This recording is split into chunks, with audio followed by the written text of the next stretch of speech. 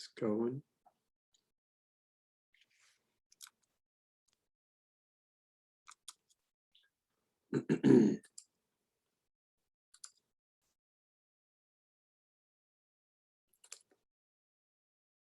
All right, so we'll just go in order here. Top to the bottom, you see I put fire, steam, water, a final, and then I put a final tornado in there too. All right, so let's just see what we've got in order. Almost final volcano. Talked about all these, and it looks like, Isaiah, you put a file on top of a file. I commented with the volcano with the water splash and the fire in it. That's what this one is? The one below in the comments. Oh, I see.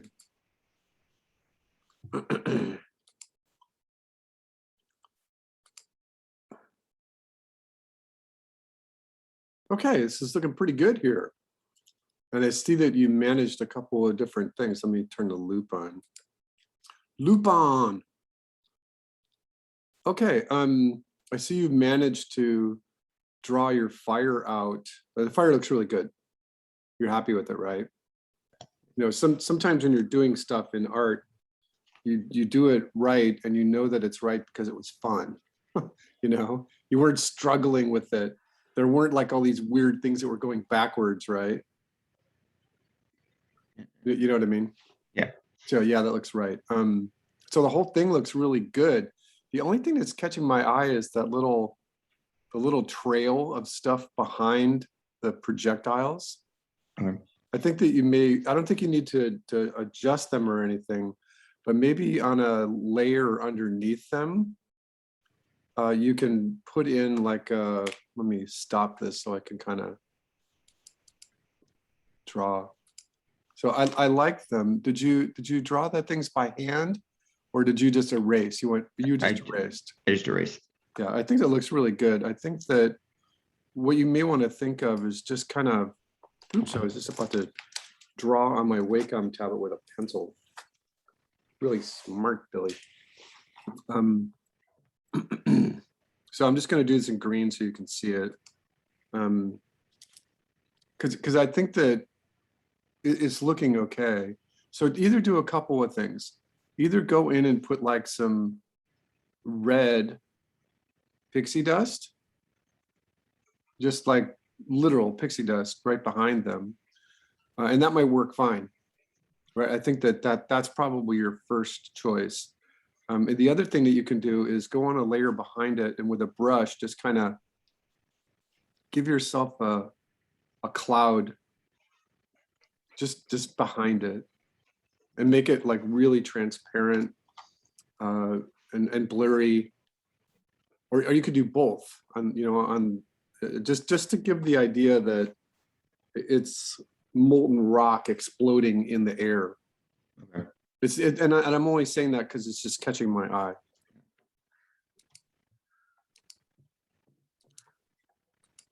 Yeah, it's looking really good. I think that you're responding to all the little comments. The water looks great. Yeah, this looks really good. Are these two steamy bits in the background timed exactly the same? Or did you try that suggestion of mine? I thought I offset them. Did you offset the timing? Yeah, I believe it, unless I did it incorrectly, but I did. No, I think that's okay. Okay. I'm just asking. You know, in order to make the eyes see them different, go ahead and put a transparency node on the one that's really far away. Okay. And just make it as light as you need it to be. This looks really good. I like the gradient going from purple to green. It's weird, but I like it. I think your mud bubbles are looking really great. You got them a couple of different ones. Maybe give yourself something that's burning right here. You know, and maybe some wood or parts of a downed tree. Yeah, really good. Yeah, it's great. Excellent. Thank you.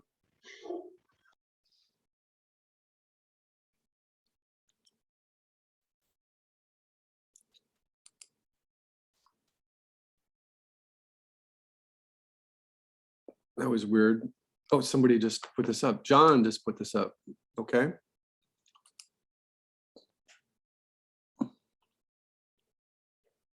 Okay, loop.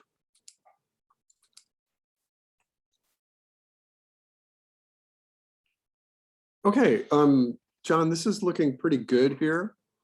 I like your fire. I think it's a little small. Yeah, I would try to like find And it's kind of ridiculous that it's burning right there. yeah, let's try to find a So, good spot for that one, but so take it and move it to this tree, okay. right?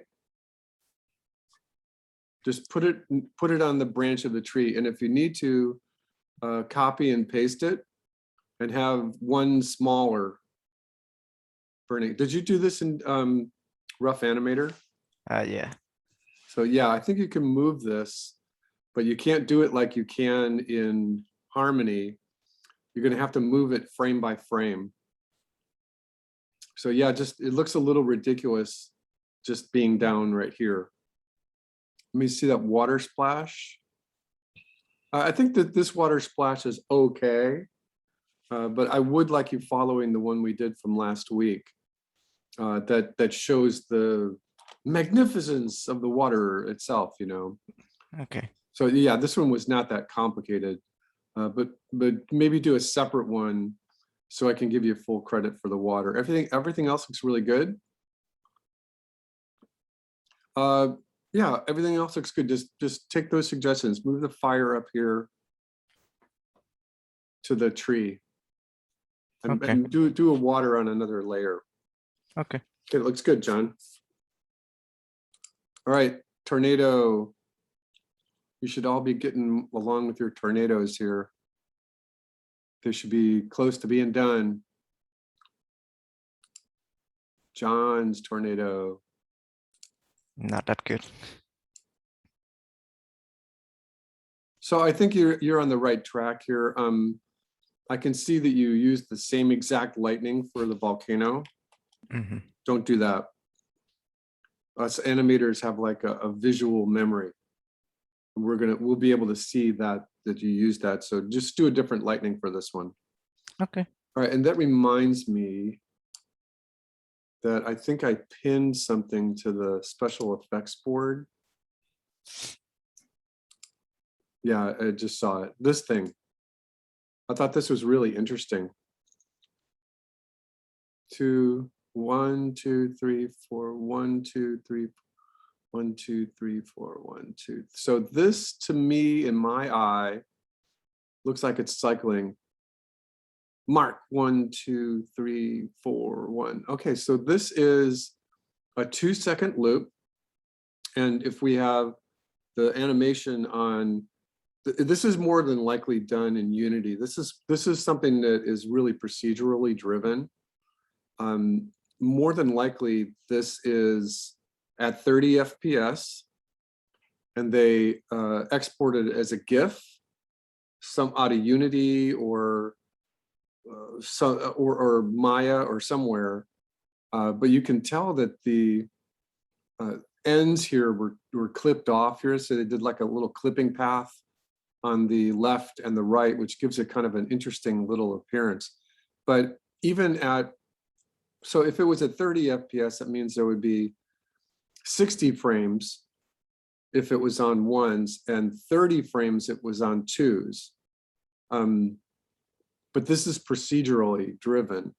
So they're just doing this with sliders. But I thought it was interesting just because of the way that the pieces of whatever they are, water or smoke, are spiraling. They look like it's moving from right to left. You know, that was an interesting one to me. You know, this is funny. I don't remember pinning this. Did someone else pin this? Maybe I was just going click happy or something. Oh no, I see what's happening. It's just trending it. So this one's good too. I like this. We don't really talk about the water nozzle too much, but I'll save that one to the effects board. All right, let me go back. So John, you have to finish this. I Okay. think you're on the right track. Just make sure that you get all the other parts going. Now it's frozen. Hold on.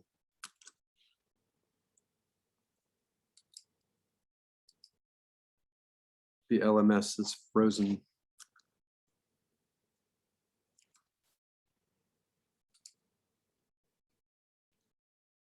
So remember that in my demo, I did a bunch of the suggestions for clouds that are really close to the tornado, right on top of the tornado, clouds that are down below the horizon line, above the horizon line, clouds in the sky, the debris.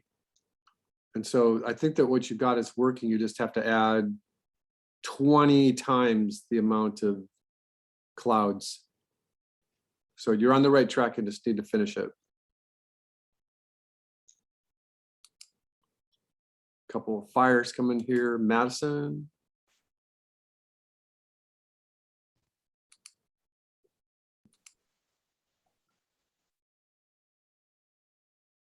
Okay, the LMS is giving me a strange loop on it. It looks pretty good. Madison. Yeah, can you hear me? Yes, so I Okay. can see, I'm gonna stop the playback.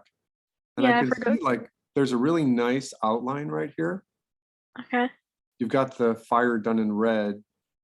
And then the fill is done with just your orange. But it looks like it might change. I'm checking here. It could be just the LMS.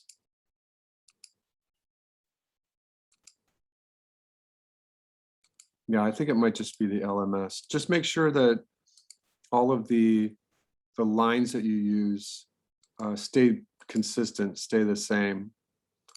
And the LMS is not letting me loop it correctly. So let me see if I can get this in QuickTime Player.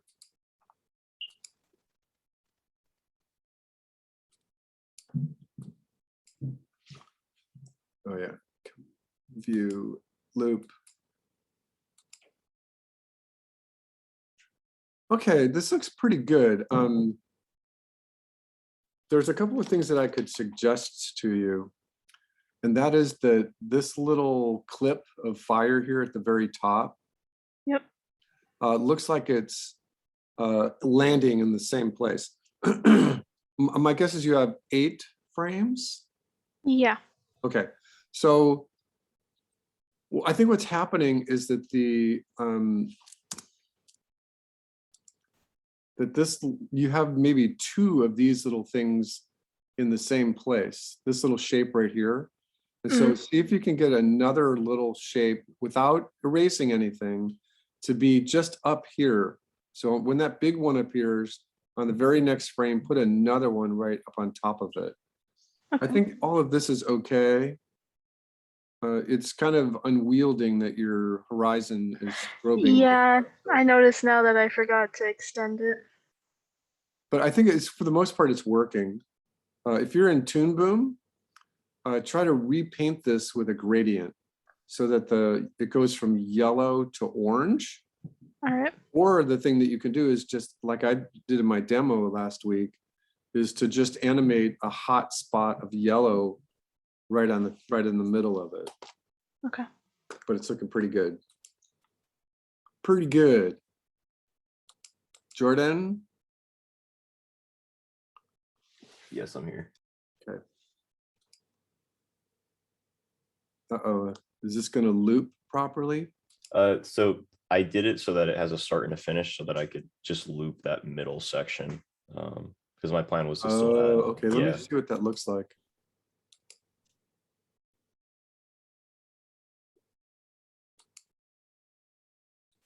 I think once it's around frame 7 or 8.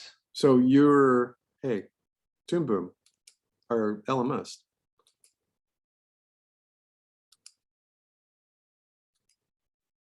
I still haven't added like the inner shape yet. So this is always bugs me that in QuickTime Player, you used to be able to select the frames that you wanted to loop. But now, because they have this fancy player, it won't behave itself. So yeah, it looks like it's gonna loop okay. So you got a start to the fire. Yeah. All right, so just Start. make sure when it's on your stage that it's looping for the thing in your stage. Yep.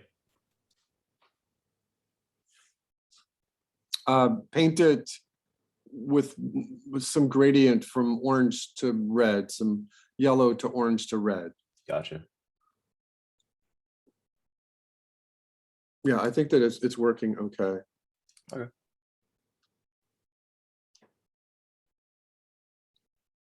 Oops, I went too far.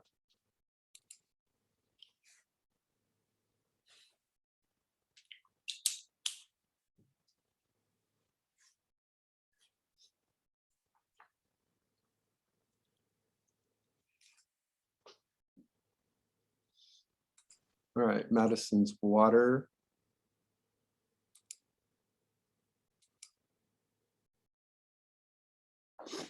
So I think it looks okay, Madison.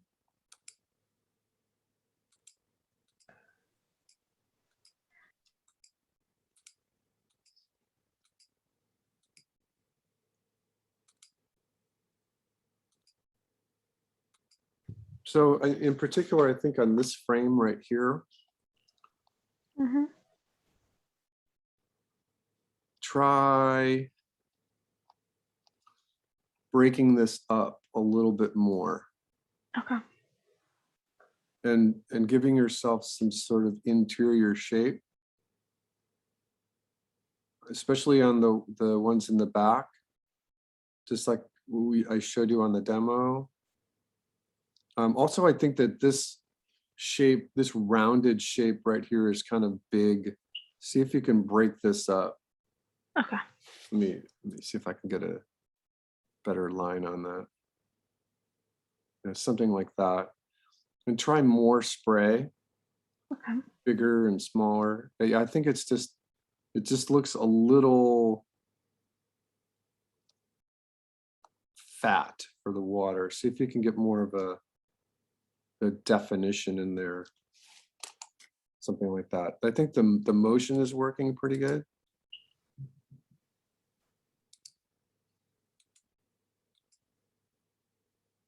I think the motion is working pretty good, but just on those frames where you see the most volume of the water, work on the aesthetics right there, the shape of the water. All right. This is Jordan, okay.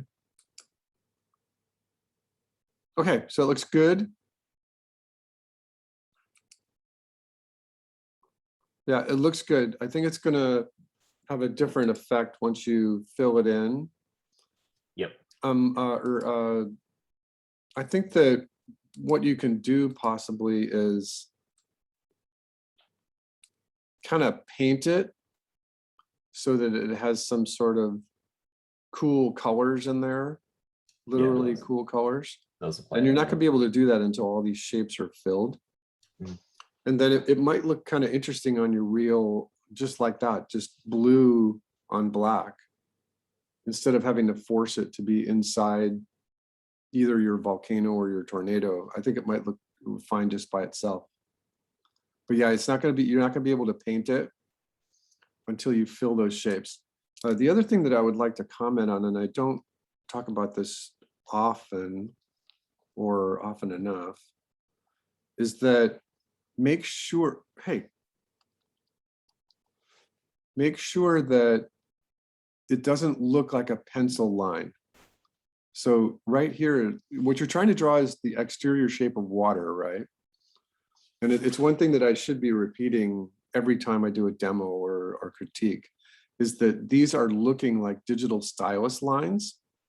And so make sure that when you're doing this, You're thinking of the shape of the water and the direction of the water. So instead of thinking lines, just make sure you're thinking the outline of water. And you might get a better aesthetic, because this is looking like a stylus, especially right here, where the lines cross over each other. Especially right here, where you should be emulating a circle that's in perspective. And we're not going to be able to get 100% away from the idea that you're just drawing lines with a stylus, but just be careful that you're not going to give yourself away.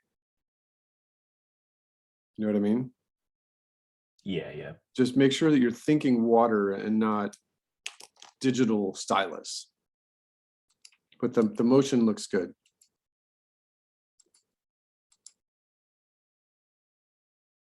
Okay.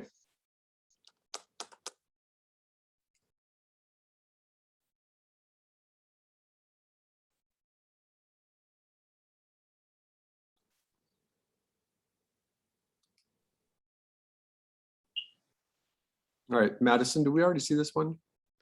No.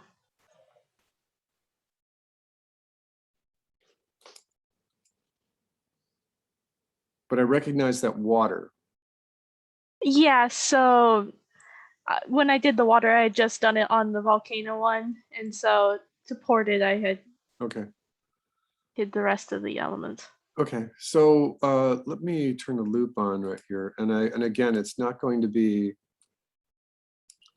the most seamless loop. The clouds are moving too fast. Yeah. So remember that the rules are that the clouds that are closest to us should be moving fastest. And so, and the cloud, this white cloud here, I'm not getting a real clear direction on which way it's moving. So that's an issue. So slow this one down so we can see which way it's moving. And then slow the one and the gray one down a lot so that we can definitely see that it's just moving left to right. And remember, the trick is going to be that you've got like this little node right here. Mm-hmm. And so the observer is going to want to see that node traveling all the way from left to right. And so, and I think that I explained it last week just about how to do that loop thing. But another way that you can think about this is that you've got, are you in Toon Boom, hopefully? Yeah. So this is your first frame right here. And what you're going to do is you're going to follow this node right here. And the trick is that you're going to want to say, oh, so this is like 4 miles away, right? And the idea would be is it's going to loop from here off the screen, going that way. And then it's going to come back in over here and go all the way across the stage until it gets to this point. So one thing that you can do you know After Effects? Yes. So you could do it in After Effects where you just place everything in it so that it's looping correctly and just animate this cloud. But the other way that you can do it is in Harmony. You can render, try this, and I'll just walk you through this idea. Try rendering everything in the composition, the lava, the smoke, the water, the fire, just as it is as a QuickTime movie, and then bring it back into Toon Boom. And when it comes back into Toon Boom, it's going to come in as a series of singular frames. So whether you have 16 or 32 frames, and then what you can do is you can copy and paste that same series of frames in Toon Boom. And essentially you're doing the same thing in After Effects, but Toon Boom might be a little easier because then once you've got this thing looping once, twice, 3, 4, 5, 6, 7, 8 times, it's, you've only animated it once. Then you can get the clouds to move from here off the screen and then back on again over the course of what would now be 4 or 5 seconds. So what that's going to mean is that this piece of artwork is going to have to be about this long. Because it's gotta go off the stage and then come back onto its original position. So does that make sense? Yeah. These clouds are going to actually be about that big. So what you want to do is this is the very first frame, and then the second frame, and then the third frame, and then you're going to want to animate it coming all the way back in. So try it. Right now your clouds are just moving too fast. Okay. In the past, some students have really wanted to minimize the amount of memory that their computer is generating for a QuickTime movie, which would eventually be a sprite. So one thing that you can remember is, hold on one second, is that there is a couple of things happening. One is that, let's say that you were doing this for a game and that you wanted to just demonstrate to your team how this is going to look like. Well, what it's going to look like. And you could say, all right, so this is the smoke cycle. This is the way I want the lava to look. These are the projectiles. This is the water, the fire, the bubbles, all that stuff. And everyone's going to get a really good idea. The lightning and the flash and the gradient, all of it. But one thing that they can see is that the clouds are moving too fast. And you can say, oh, well, you can just do that in Unity. You could just do that in the game engine. Or once you get to the final stage for an animation, then you could say, I'm going to do a camera sheet for this and make sure that the clouds are moving at the right speed. And so the clouds are just kind of like a placeholder, if that makes any sense. Yeah. Okay. So it's looking pretty good. I'm just want to check one more thing. Yeah. Okay. So work on the outline for the flash for the lightning. It's looking maybe a little obvious that it's kind of that geometrical shape. Tweak your nodes. Tweak your nodes, and let me see if I can pause it right where it flashes.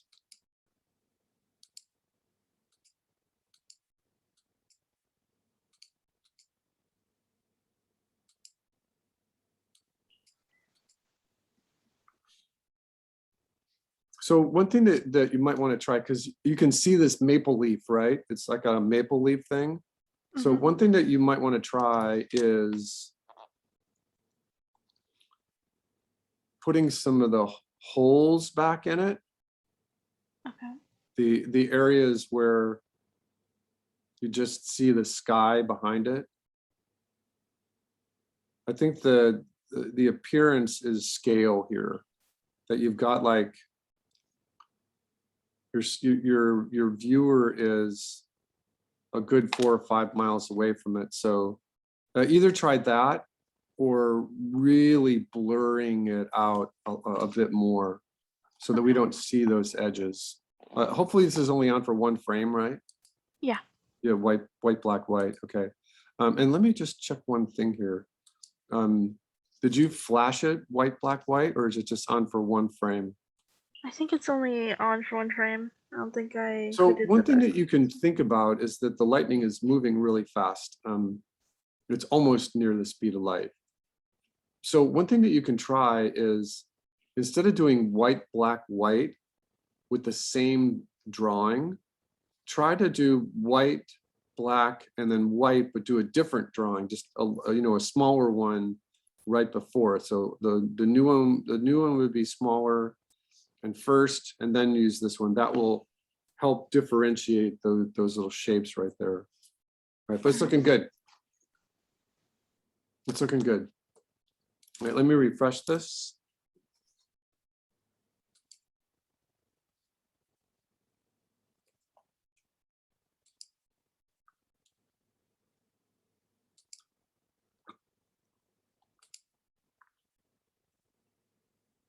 Okay, Jinhee, this is looking great.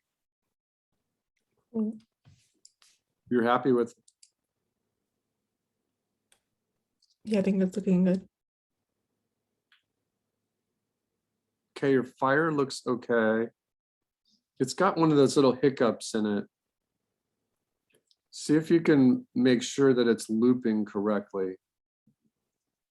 Okay. Yeah, your fire, it looks okay, but it's not looping correctly. This little bit of air right here is okay. But there's a couple of places where it goes from the first frame to the last frame. And you can see that it goes backwards a little bit. Yeah, it goes like back and forth. So see if you can get the continuous upwards motion working as opposed to that little backwards hiccup. Your smoke and your steam look good. Lava's fine.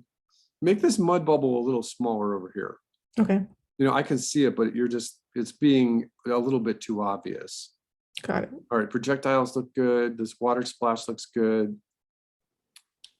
Everything looks good. Yeah, and you've got the thing timed to the projectile. Good. The only thing to fix is just that little hiccup on the loop for your fire. And how would I fix that exactly? Well,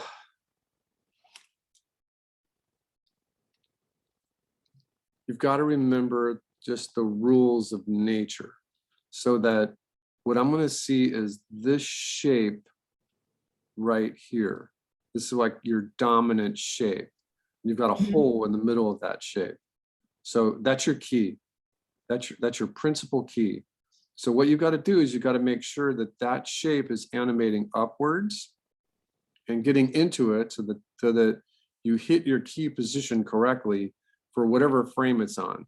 And remember, we were trying to do this with 8 different keys, right?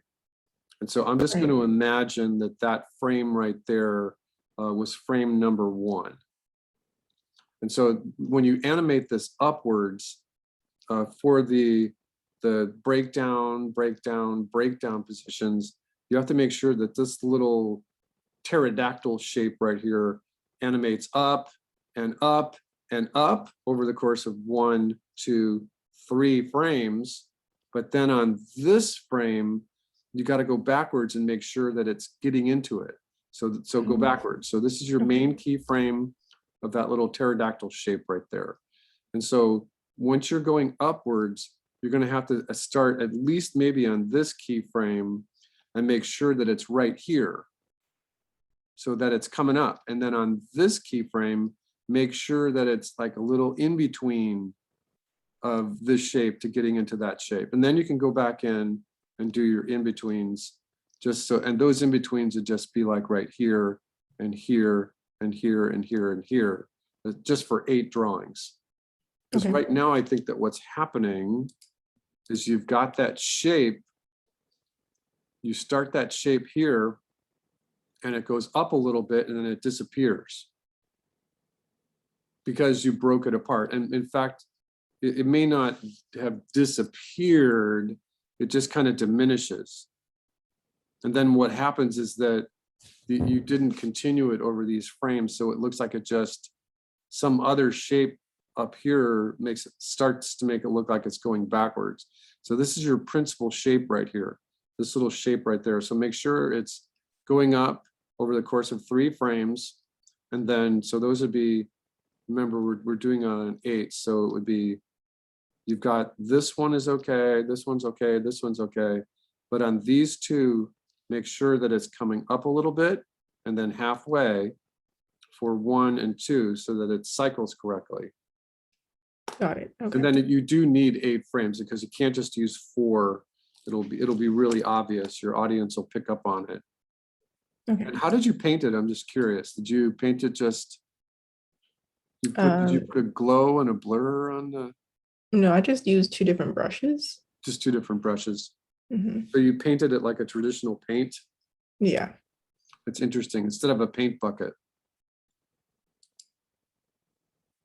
Yeah, I think it looks, that's the only thing you need to adjust right there. Okay.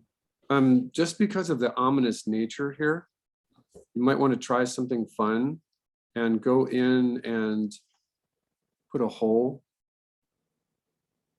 like a hole that's like this, that animates upwards and becomes a little bit bigger, just in the middle of that steam, just to make it more interesting rather than just a solid shape. Sure. Okay, that looks good. Thanks.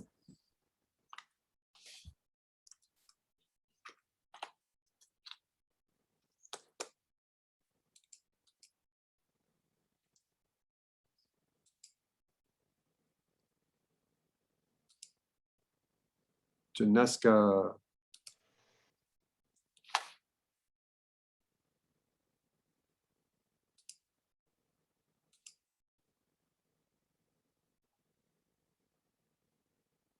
Something caught my eye. Hold on a second. Oh, okay. So this was one of the problems that we had with the lava when you try to animate the lava just coming out and stopping, which is why I had everyone just kind of do a continuous loop on it. Okay. So it just kind of looks a little strange. It looks strange that the lava comes out and stops and then goes back again. So that's one of the things that happens if you were like doing animation for a short film. You could just say, oh, the production team says this shot is going to last 6 seconds.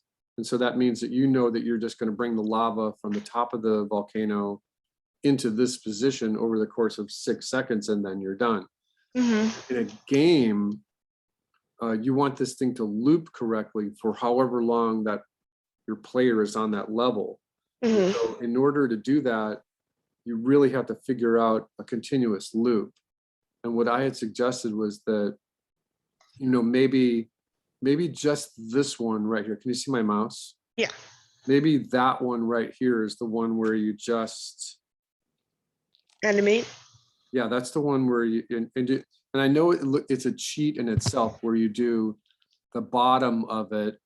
Yeah. That's just copy and paste.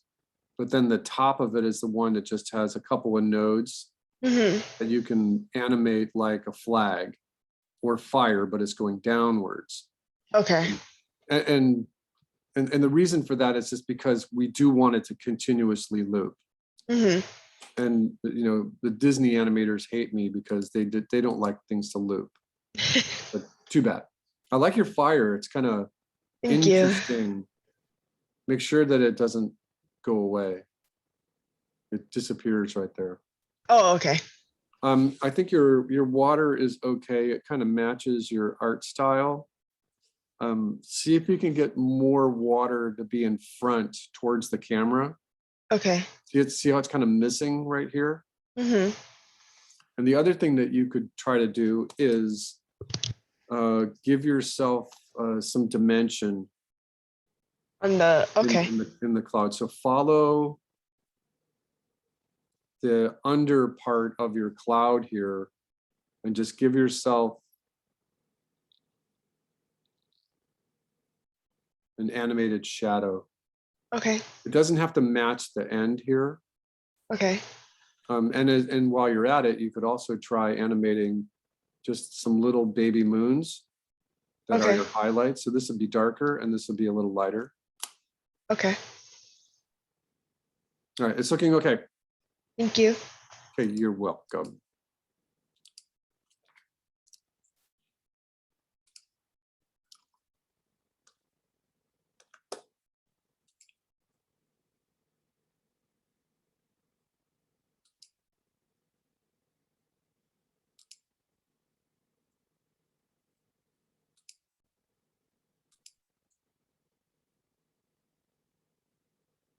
All right, and this is Janeska as well.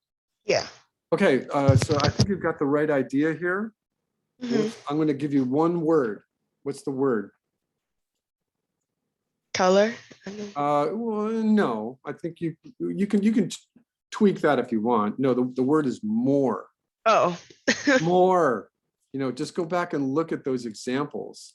You know, even that one has 8, 10, 12, you know, there's 16 little strips of smoke.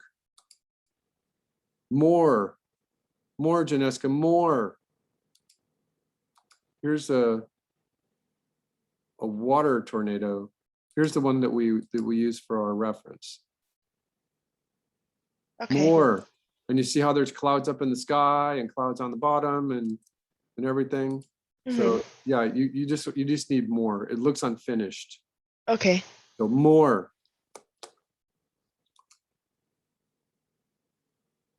Okay, perfect. Let's take a short break. And when we come back, I'll do water And I also think that what I would like to do, I'm sorry, Steam is, and you should all be thinking about what you're doing for your final right here. So this is kind of interesting to me that this says we're in module 10, which I guess is correct. But Thanksgiving is 2 weeks away. Thanksgiving is the week of the 25th. So Thanksgiving week is this week. So we meet next week, but not this week. So just keep that in mind. All right, let's take come back at 10 o'clock. Everyone come back at 10, and I'll do a demonstration for Steam, and I'll give you ideas for your orbs and beams, and we'll try to get to glass and rock as well. All right, take 15, take a 15.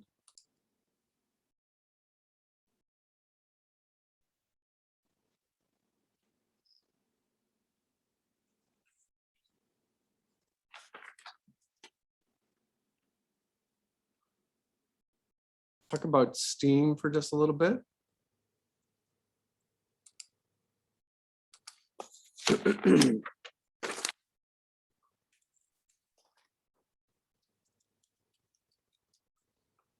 All right, so the one thing that I wanted to put upon you is just the idea of, in my Pinterest board, for instance, we have this. I'm just going to look for Steam, right?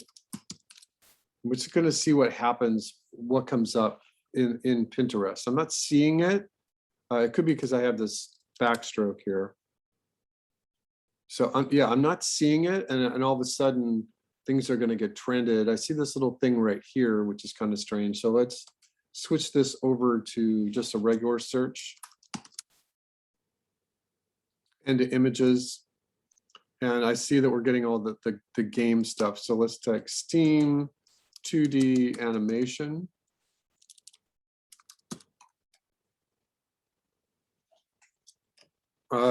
And so I'm seeing a couple of things. I don't really have to click on them, but I'm seeing the steam from a cup of coffee, and I got that little steamy thing right here. I'm seeing, this is technically steam coming out of a steam locomotive.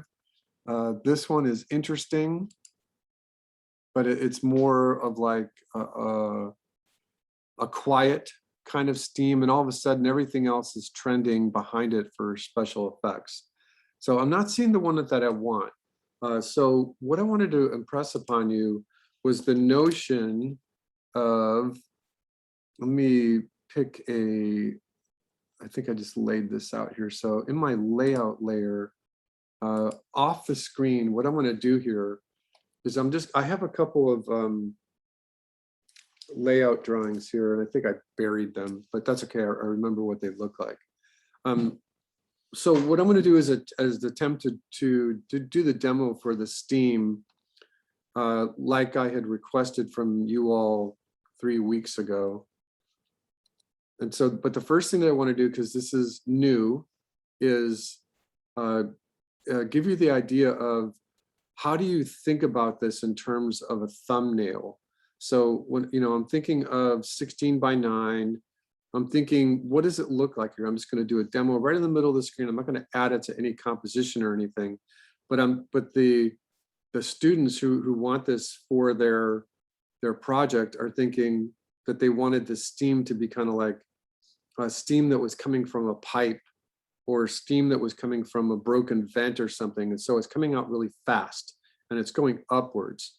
And so as an animator, one of the things you want to do is just create like a little vocalization of the thing that you're drawing. So I'm just going to go, what does that look like? I know what it sounds like, but what does it look like? Same thing with fire. Fire's got that, it's on fire, crackle, pop, pop. A volcano, think about the sound that this thing makes as you're animating it. So I know that I'm going to do a little rough sketch here. The steam is going to come straight up, it's going to come up maybe a little stronger in the middle. Once it does this, it's going to give little eddies. It's going to curl around to the left and the right. So I just want to see if I can get some of that going. And so that's my first little sketch right there. Let me actually find my drawing.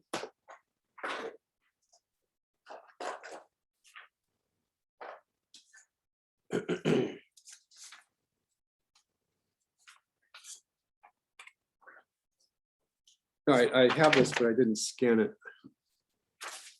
So what I intended was I wanted this to be absolutely doable. Again, the team only needs maybe a 16 drawing cycle, but they also need an intro and an outro. And so I'm looking for something like this. I'm also gonna, this is one of the advantages of using Toon Boom also, is that you can draw off the stage. You can't do that in Photoshop, and you can't do that in Rough Animator. So I'm just going to kind of emulate this little thing here. The idea that the steam is coming up strong from a central element. And then what I had imagined was that there are little round particles that are overlapping each other.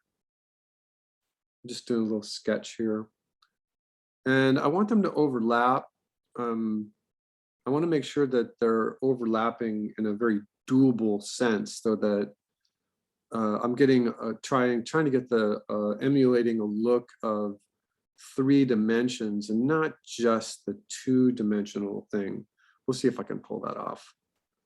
All right. So there's a lot of it that comes out at the bottom here, and then it quickly dissipates. And so these little clumps here get a little smaller. I had trying to imagine that this was going to be over a gradient mask, so that anything that gets up this high is automatically diminished in terms of color or transparency or blur. But I'm going to leave that up to the team. So what I'm thinking of is something like this. So it's coming up fast. So that's just my rough right there. Again, I think that one of the things that you want to think about when you're doing any kind of composition is setting up your cinematic thirds. And it was kind of ironic yesterday that I have to do a book for this class I'm taking. And I'm doing a vertical book, and I was setting up the golden mean, and I set up my cinematic thirds for the golden mean, and I just didn't like it. I thought that it's one of those things where they talk about in cinema where they say, this is a really good idea. It's a classic theory. It works, but don't let yourself get locked into the idea of always having to use these cinematic thirds as your focal points, because then people will pick up on it. In the new Wes Anderson film, The French Dispatch, there are a few shots where the character's right in the middle, because that's like a typical Wes Anderson thing. But then he's got a very weird aspect ratio. When you look at this,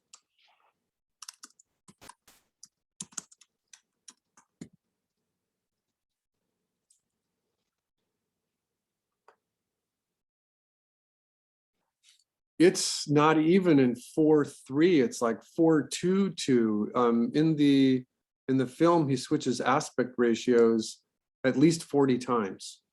So has anyone seen The French Dispatch yet? It's a new Wes Anderson film.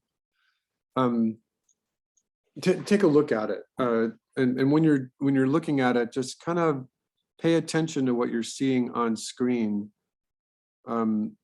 He switches aspect ratios a bunch of different times. It's actually a really interesting film. It's not a departure for him. There's some things about it that are a little different. Using black and white and color, just interesting. He's not doing that complete takeaway where there's a character standing right in the middle.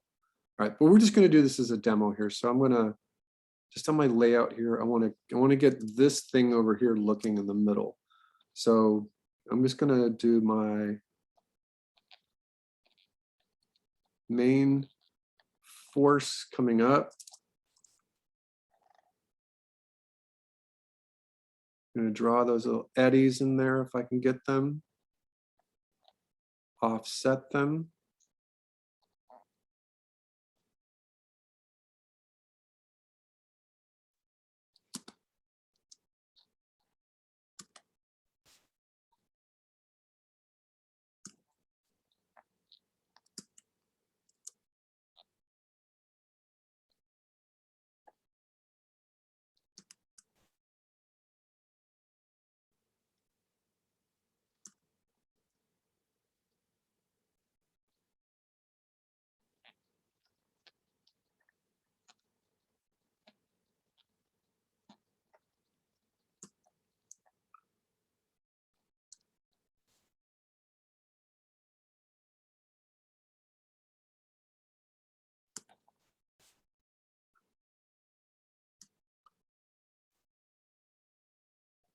All right, I think I'm just going to leave it right there, just for my layout.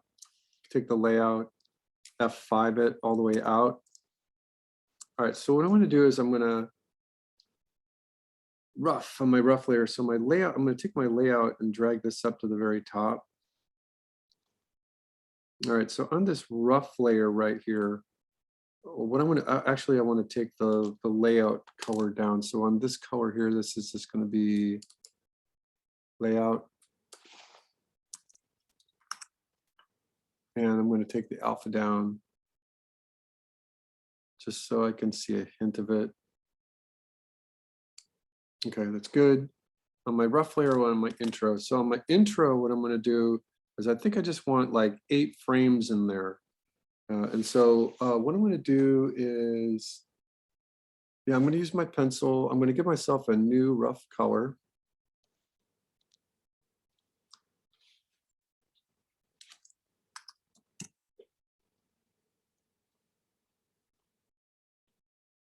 Okay.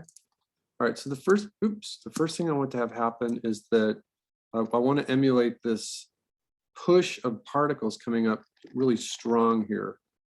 So I'm just going to draw a couple of lines and maybe just a couple of droplets of water for the first frame. I want it to be on 2s.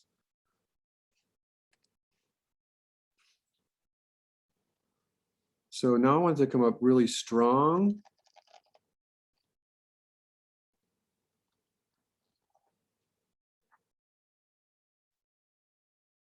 Pull extra ones here. And I actually want to start getting that little shape in there of some of the larger condensations of water, and probably one more. Let's see what happens here. All the way up, all the way up.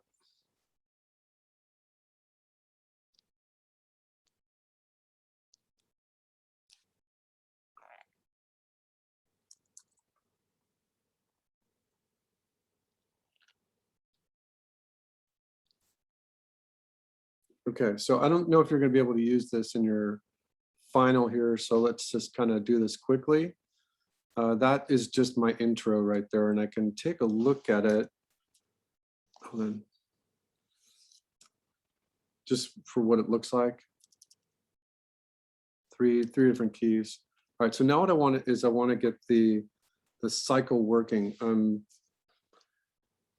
I can figure out the timing. I want that thing to come up really fast. And so I want this to cycle here. And it's just going to be kind of like our fire, but this is just going to be steam. So, and you know, I mean, you could probably adjust any of your layouts for your volcano to have steam in it coming out of a little vent or something if you really wanted. But let's just take a look at this. So that was my intro. So now on the first couple of frames of the main cycle, I'm going to have that same little stream of steam coming out. But now I'm going to introduce the main cycle. So I'm going to go back to this one here and see where those were. So now I'm going to bring one right here. I'm going backwards, no, forwards. So now they're coming up. I'm going to go backwards, and I'm thinking at the same time here that what I'm actually doing is creating the last frame of the intro. I'm like changing my mind here. So going first frame, second frame, third frame, fourth one, put this on F5. All right, so that's 8 frames of the intro. So now let's see if I can get this intro to work here, or the main cycle to work. So I'm going to draw just my first couple of frames, paying attention to where those shapes were.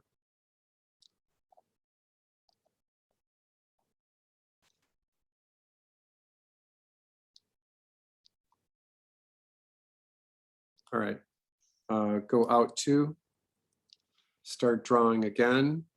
So once again, it's going to be moving fast. So this little, I'm going to start with this one, and it's going to move up into this position and expand.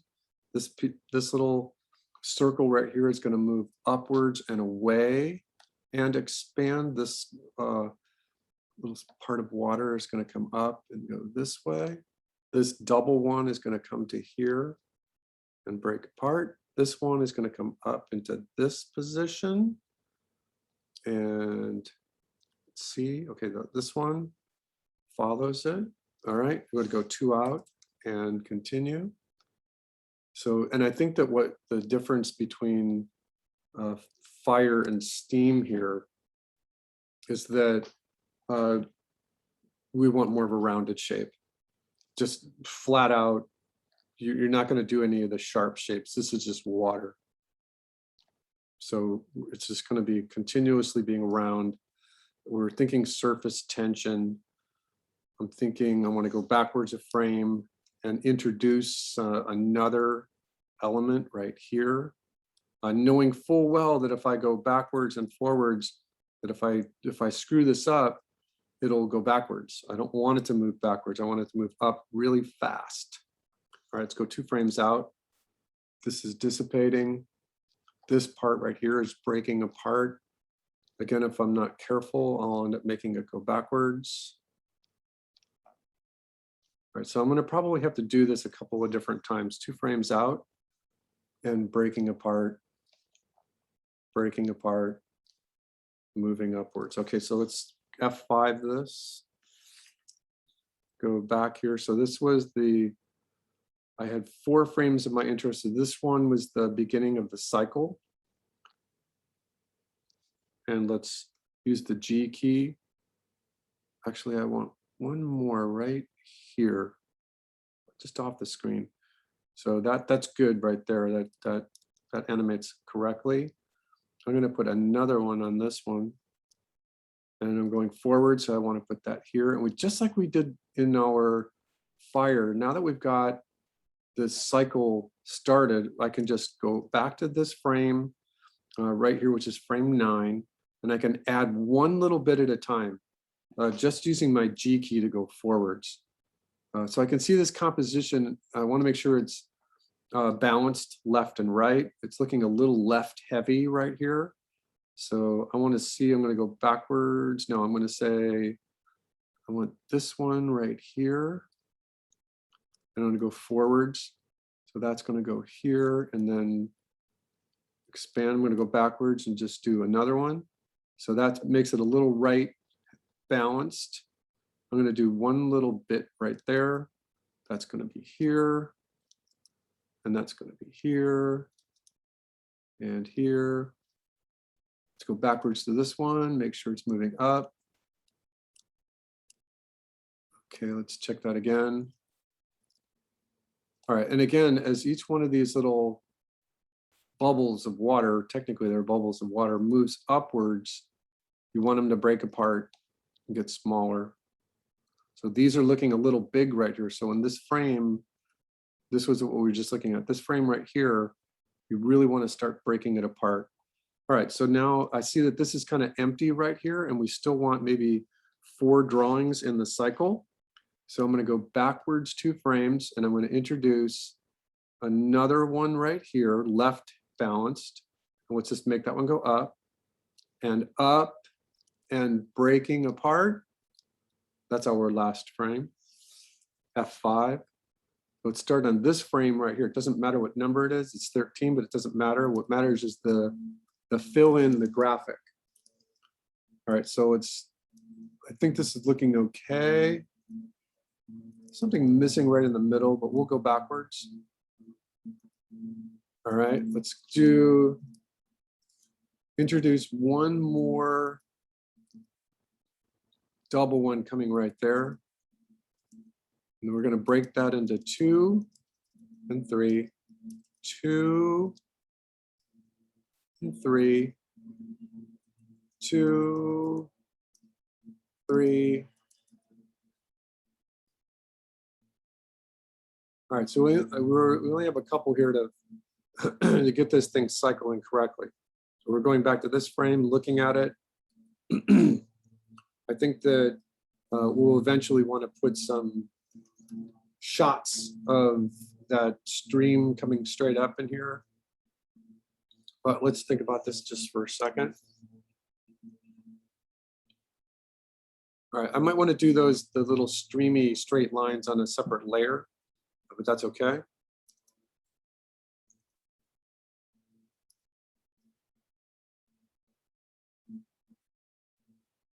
So now I'm doing 2 at once right here.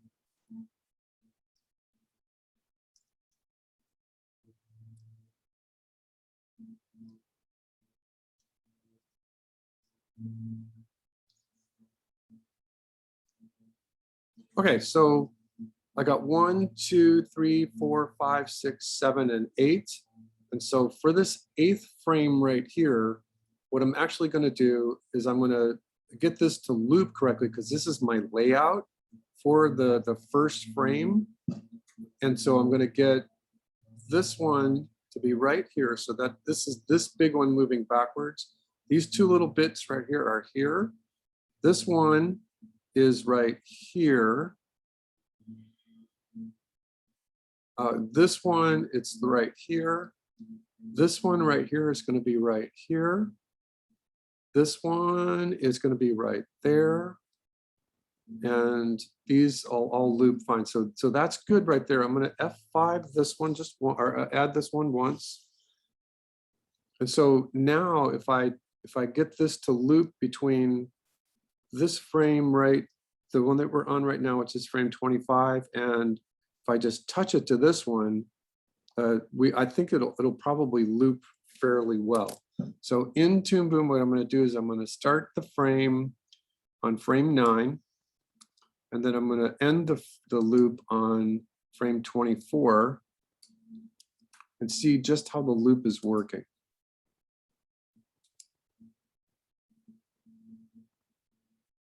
All right, so I think the timing is working okay, but I just gotta fill in some extra missing bits. It would be really great in Toon Boom if I could highlight these and give this a color with a right click and say, these are my intro. And but I don't think that there's anything in here where I can say that was a right click, that I can mark them red.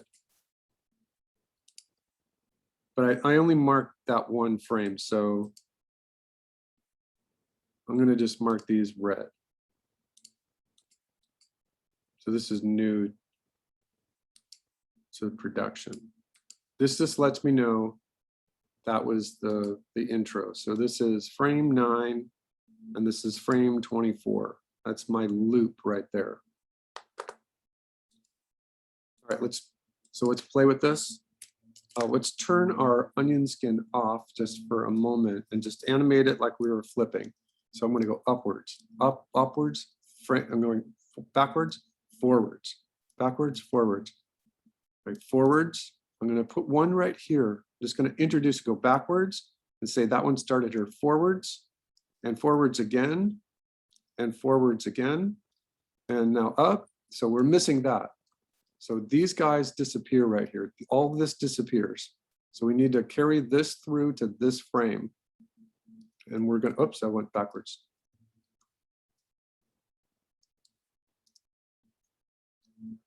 Backwards, forwards, backwards, forwards.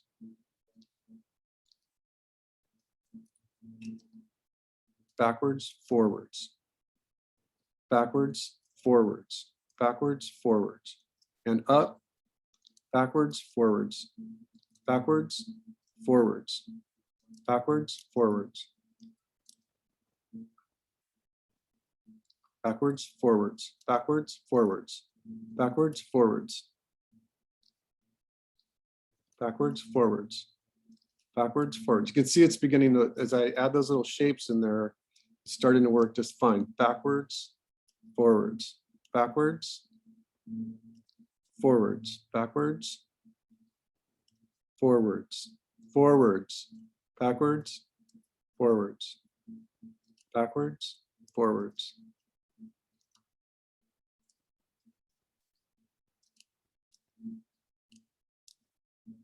All right. So now what I'm going to do is I'm going to add one more bit right here.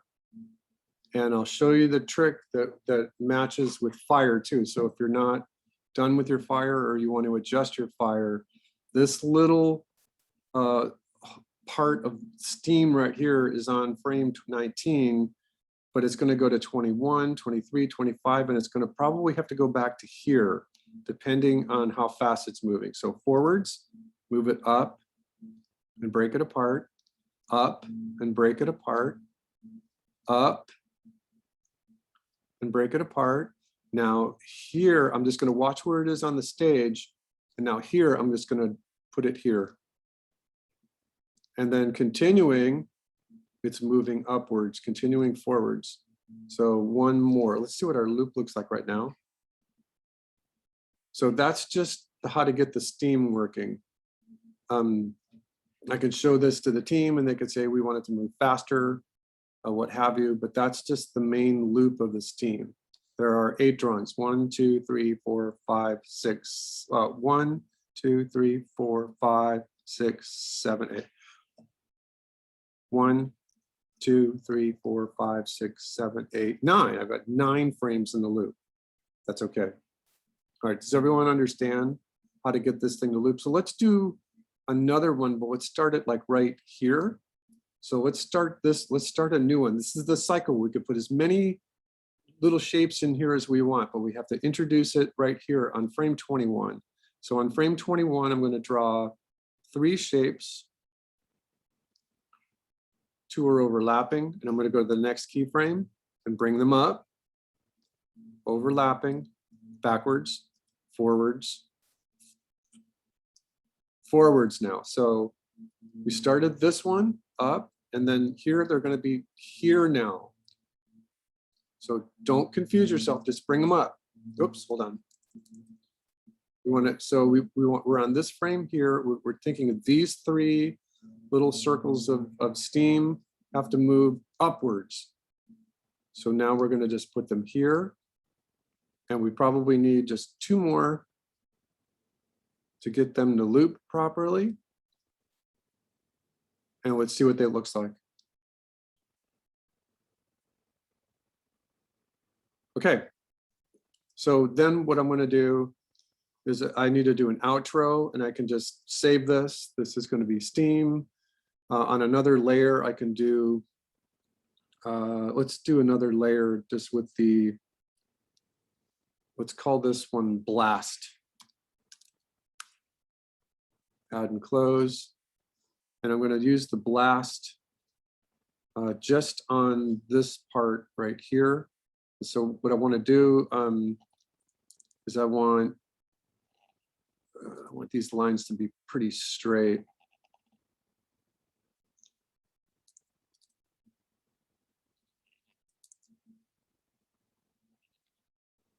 So I'm just drawing 3 of them to start with, 2 frames out with my arrow key, and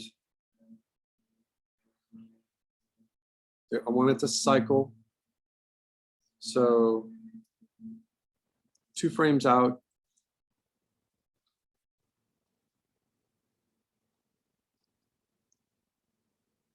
I don't think that I need this to be a moving hold. I think it's moving too fast. I just want to make sure that it looks like it's moving upwards.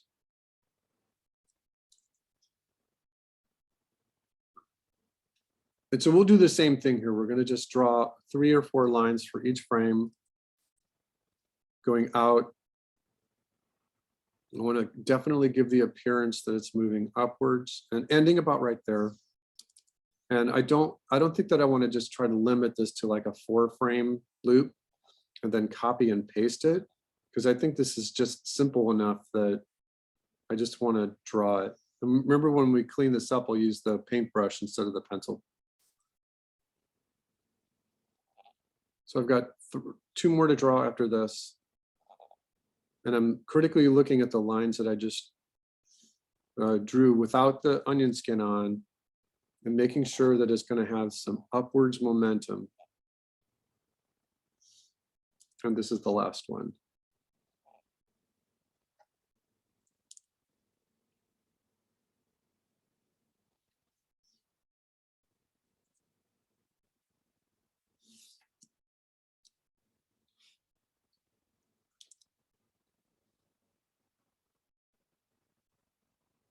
All right, so let's look at the blast here just by itself. What I'm going to do is I'm going to add in a little line right here. And for this one, I'm going to use my onion skin. So I want to make sure that this little bit is stronger just in my rough. And I'm going to actually turn the onion skin on so I know where exactly it is. On the next keyframe, I want it to progress about up through here. And I'm looking to make sure that I'm not creating any tangents. So I want it to go to there. And then the next keyframe, it's like already up off the screen. So I don't have to draw any more. I'm going to start on the next frame here and draw 1 coming down here. So this one's going to start here. It's going to intersect that little bubble like that. Next keyframe, it's going up like about that far. Next keyframe, up about this far, and it's off the screen in the next keyframe. I might see the end tail of it, but I'm just going to leave it sit right there. I'm going to go to this frame. So we already had this one. It's right there.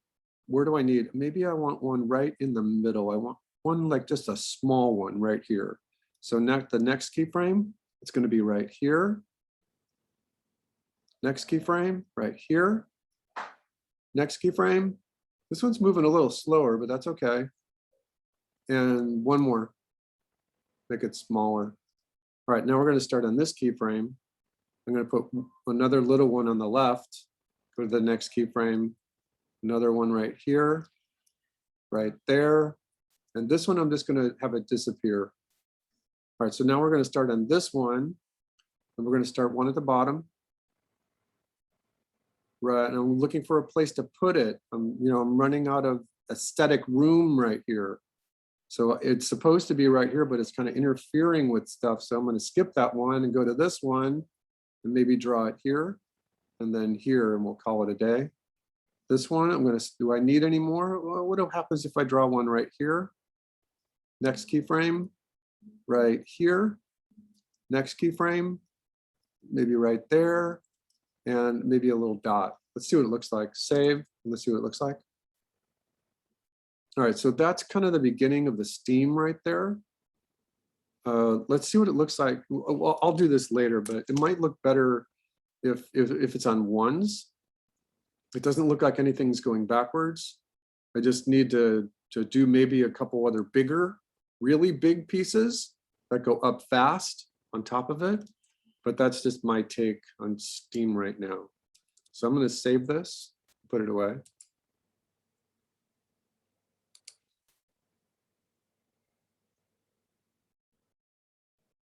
All right, and I think it's still open. Toon Boom. All right.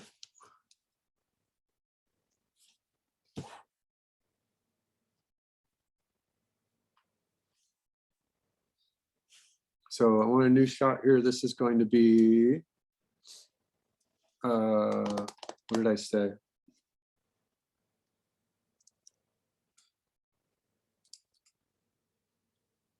So let's just talk about these summoning origins right here. Well, so we'll do summoning origins. and beams, and we can talk about shattering glass if we want. It's not that hard, so let's do orbs.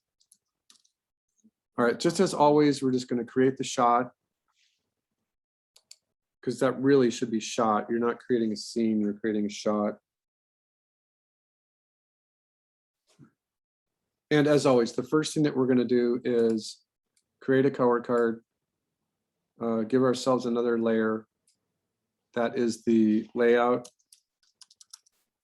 Oops, I should spell layout correctly. Oh, and I want another layer. I should have done that. Another layer that has my rough. Another layer that is clean.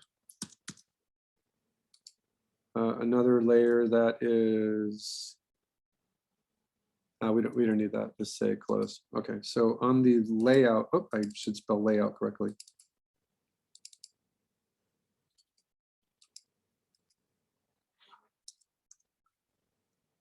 All right, so before we do anything, let's see what orbs look like. I don't have a lot of them pinned. So let's just take a look at the board. I have some of them pinned, but not a whole mess. All right, so let's just take a look. Water, water, lightning, smoke, pixie dust. And here's the shattering glass one. This is good. I'm gonna open this in a new window and we'll look at that here in a minute. All right, so what we're looking for is orbs.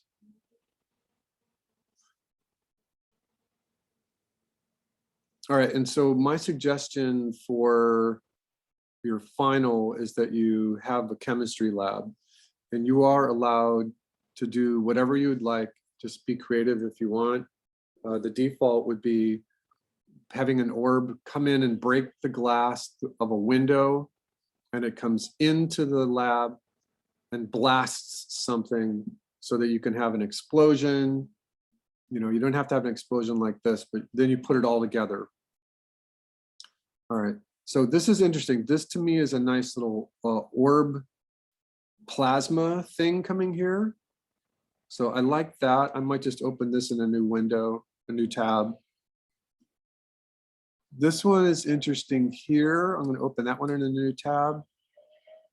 There's some wonderful smoke right there, some steamy smoke right there.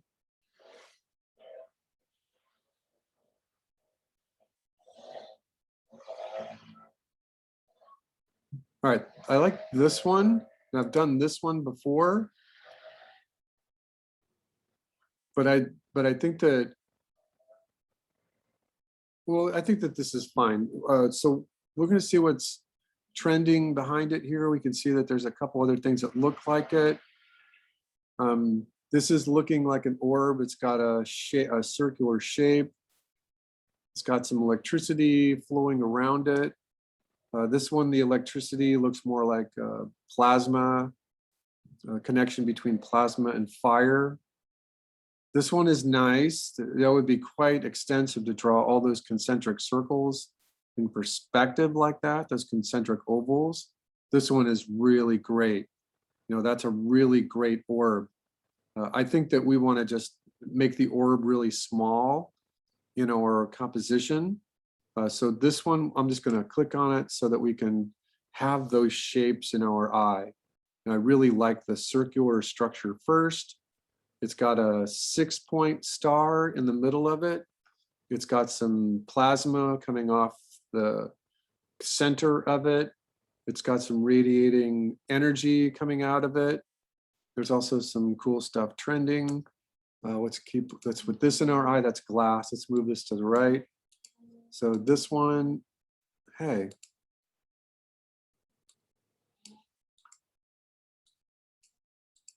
All right, so this is the one that I liked. I like these little shapes in here more than anything. I think that it's a crossover between plasma and water, and I really like that. And I like that it's on a circular arc right here. I like the character too. He's kind of cool. All right, and I like the hot blue, which is strange because blue is a cool color. but because it's glowing and there's a turquoise in there, it ends up looking really sharp. That's nice. Here's a great orb right here. This is another one. Let's see what happens if we just open this in a new tab. And what trends behind it. So there's some, this is a really simple one. I don't think that you should have it that simple. You know, you want to make it look cool. You want to make it look awesome. All right, so now we're seeing the same kind of trends. You could use a crystal if you wanted. All right, so let's get that one in our eye, that one, and it's, you can see where I'm going with this. You can see what I'm looking at. I like the blue. I like those shapes. We'll do glass in a minute here as well. All right, so back to our layout. And so I'm just going to do this demo against a black background. So this is just going to be BG. And let's just create a black background. Oh, and for just discussions purposes, let's paint it completely black. I know that there's always an issue with pure black, that it kills the contrast of everything. But for us right here, we're just going to work with a complete total black. We'll take this and F5 it all the way out to 60 frames. Because it's a background, we're going to drag it to the bottom above the color card. And in the layout now, we can do a couple of things. So just like we did with our Steam, we do everything. So let's give ourselves a couple of different kinds of blue. So in this one, we're just going to call this one our rough layer. Let's just call it R for rough. Oh, let's call it rough because that's what our layer name is. Rough. All right, then we're going to, let's just stay right there. Let's just keep it right there for right now. All right, so rough. Again, we want the shapes in our eyes. So we want this circular shape. I think that if you wanted a perfect circle, you could just give yourself a perfect circle just to start with. I think that that's fine. But then what are you going to do with it? So look at the shapes that are coming out of it and how is this going to move? Just like we did with our Steam, what's happening here with, you know, it's kind of humming, right? So just to begin with, how do we want this to move? Do we see that these things are moving counterclockwise? That's, you know, we could take this thing and copy and paste it in our rough layer just to see what it looks like. Also, you might want these little plasma bits moving outwards and dissipating so that they turn into the like little pixie dust, little sparks of plasma out here. You could even have them explode. So you're just giving yourself an idea of what you want this plasma thing to look like. And so right here, what I've done is I've divided the 6-point star up into 3 different regions where just 3 pop across the center and then 2 become pixie dust. Let's look at the next one. What we can borrow from here. There's some little streams that come out. And so these would move fast. It's plasma, it's energy. It's gonna move quickly. So one of the things I was thinking here is this goes to the left and to the right. So this goes to the right and to the left. Let's give ourselves a break with this.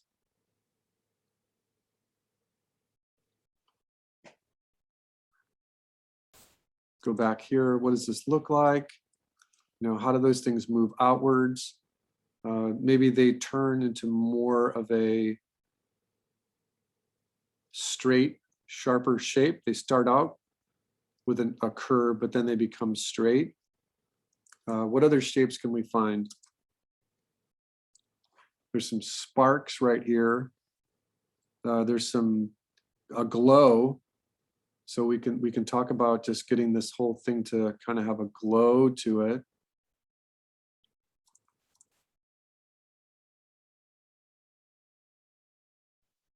let's simplify this. Let's just say that we're going to think about a glow just in terms of a couple of little shapes that would be humming. All right, so with this middle thing here, let's see if we could get away with the idea of a spiral. You know, that might work. Again, if this thing is moving counterclockwise, I don't think that you want to have too much in here. So let's just start with this as our rough. The other thing that we want to do is think about how we're using this. So from my sheet, I suggested you have a sketch, give yourself a horizon, give yourself a room. So give yourself a 1-point perspective, draw your grid. You can hold your shift key to get these lines to be straight. There's always a grid in the sky.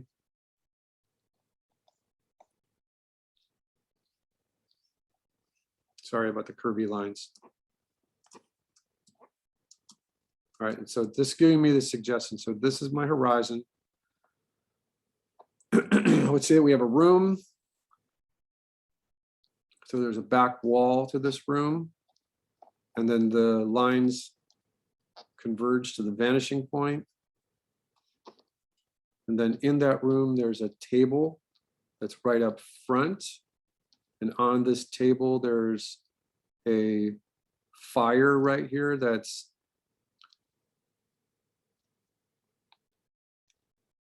keeping a beaker nice and warm, nice and hot.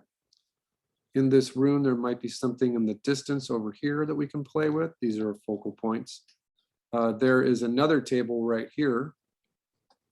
Maybe it's a little higher just for interests. Maybe there's some test tubes over here that are steaming. But over here, there's a window. There's a great big window, as big as we can get it right there. There's a door. Do we want the door right there? Or do we want this to just be a double window that can break? It might be fun to just do that and put the door over here that's just not going to do anything. So this whole thing is a window right here. We've got the ceiling to work with. There could be shelves or something. But here you're thinking of, there's a different kind of fire right here. It's the simple flame. It doesn't move around very much. It's very simple and easy to animate. Here you've got some steam that's working. And so remember, we did this already, but now is a chance to really play with this little bit steaming right here. It can be really cool. These guys could be another steam, but also pixie dust. It can be really fun if they're popping. All right, so now on top of this, we've got the little orb that's going to come in. And so let's just do a 6-point star for our orb. We got the breaking glass back here. So we've got a lot of stuff working just in this little composition. Also, this orb right here can do a laser blast. So what is it going to do? I think it might be fun to have the orb come in and break the glass right here, and then travel through the room, you know, something like this. So it's coming up towards us, and it's going to end right here, and it's going to blast this chemistry beaker right here. All right, so what you can do here is, this is fun. This is easy enough here. The window is big enough that you can do rain out here, and rain is really easy. The water droplet goes to here, it goes to there, it goes to there. You can have little drips of water on the window that just move downwards. So this just moves downwards. It changes its shape a little bit. It moves downwards. So that's fun. You could have a white, black, white background behind here so that it emulates lightning. So does everyone understand where I'm going with this? Everyone okay? So what I'm doing right now is I'm trying to figure out how much of this orb we need to draw. If we have a really complicated thing like we have in our little sketch right here, but it's only this big, there's no need to do anything more than just exemplify this, just, you know, simplify it. You're shooting for this, but let's see how much of it we can get. All right, so what else did we miss? Let's go back to our classroom here just to check. Glass, you know, rock is going to be the same thing. We can skip the breaking rock. Let's just do breaking glass. We've done orbs and beams. So we've got everything covered here in terms of everything we're doing in the class just by this little layout here, and it's good timing. So let's talk about the animation for our orb.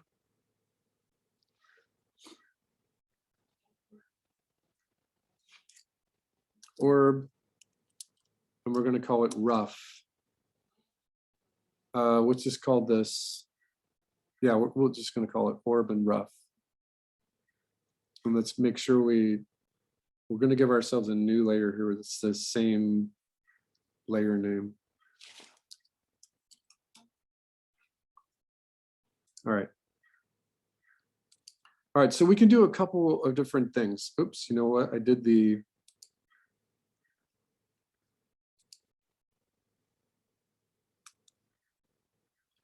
so in Toon Boom, you can just grab this frame. So you hold your mouse down and just grab it. You got to be careful because you can move it to a new layer too. So I just moved it to layer 1, and that brought back our original drawing that we just did right here, because I did the layout on the last drawing.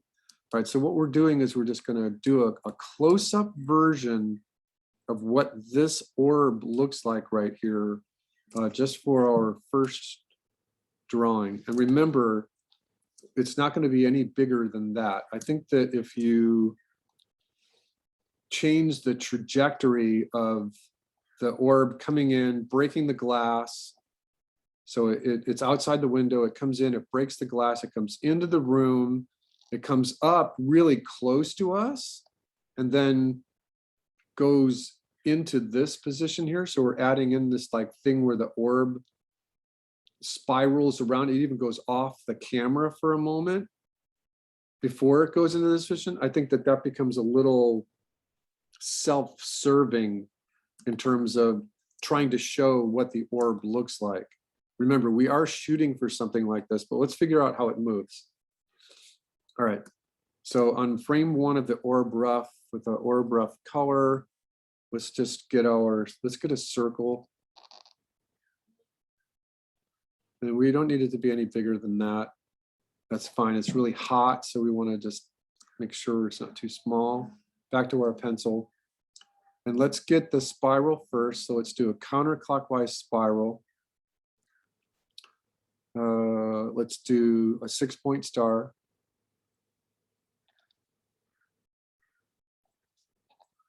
When you do this, the star always is opposite of each other. And then always think about when you draw this one, that there should be an equal space right here. So just draw that one, and then an equal space, and then opposite. So go opposite of the center and pull this one here. All right, so how much more can we get? I think that we can get every other one to have a little wave in it. So that one, left and right. So this one's going to go right and left, right and left.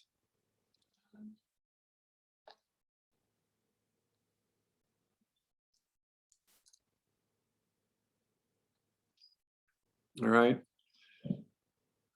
So I like these little things here. These are kind of fun. They do read more like an orb than anything else. Little energy. So yeah, when I'm drawing these, I'm thinking energy. I'm just thinking plasma. I'm thinking that there's one medium shape in the middle and a smaller one. And I think that we're good here. Let's just take a closer look at this. So just for our rough, this thing is going to be moving counterclockwise. So one of the things that we can do here is we can just go out 2 frames, hit our onion skin back on. What we can do is we can actually steal this circle. So let's just steal the circle. And this is unique to Toon Boom, where you can just copy one little bit. So let's see how it looks first by copying the circle, going out here, pasting it. So now we've got our circle back. And so now let's just kind of think about how many degrees. So out here, we're going to study something for just a moment. So when we have, oops, let's just do it this way.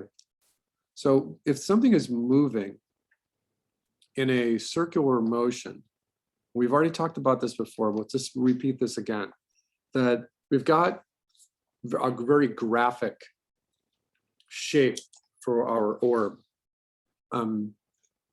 We don't need to animate more than just a couple of drawings here. This line right here is our keyframe.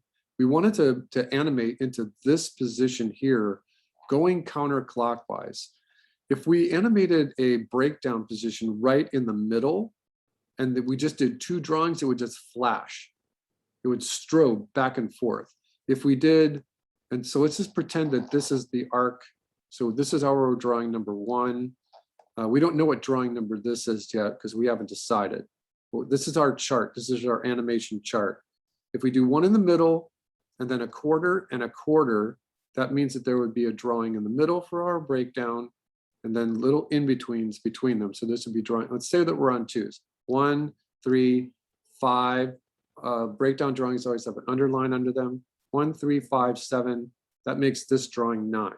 So we only need 1, 2, 3, 4, because drawing 9 is drawing 1. Does that make sense to everybody? So we need 1, 3, 5, and 7. So there's only 4 drawings here. If it's moving on 2s, that's only 8 frames. We could extend it by holding it for 3s or 4s or something like that.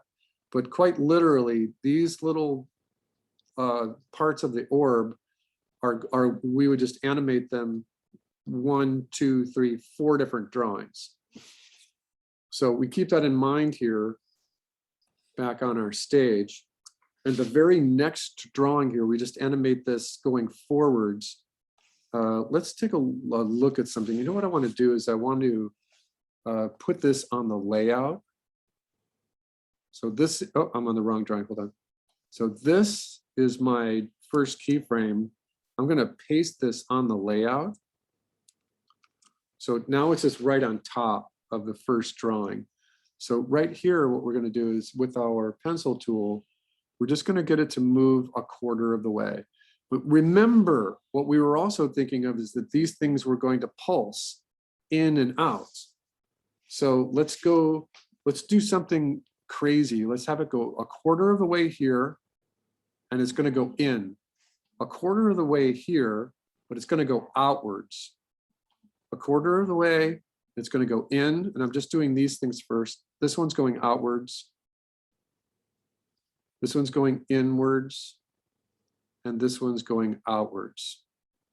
All right, now 2 frames out, so we can see where we are. Now it's going outwards. This one's going outwards. It's going opposite, outwards. Now this is going inwards. Just get the movement working. This one's going outwards now. That might be too much. Let me just tone that down a little bit. All right, this one's going inwards now. This one's going outwards. It's pulsing. All right, so this one's going outwards. 2 frames out. So now we're going opposite. Now we're just doing inwards and outwards and inwards and outwards, inwards and outwards.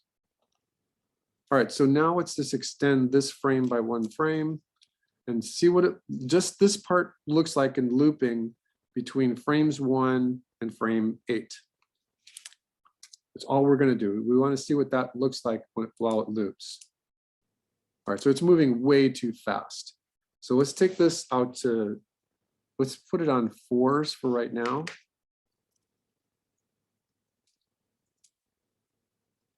And extend our loop all the way out to frame 24.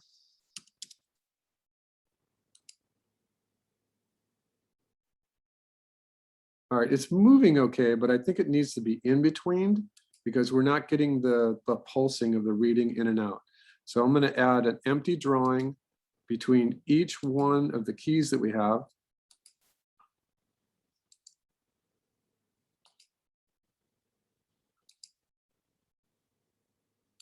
And just remember where we are. So here I'm going to have, this is my first keyframe. This is an empty drawing and it was moving from outwards to inwards.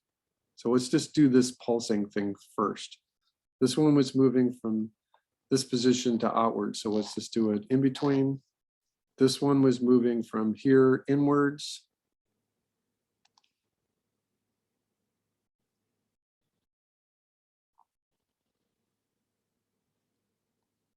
All right, go to the next empty frame. Actually, you could do it in order so that you know where we are. Keyframe. So now it's going outwards on this. This is an empty frame. So in between it.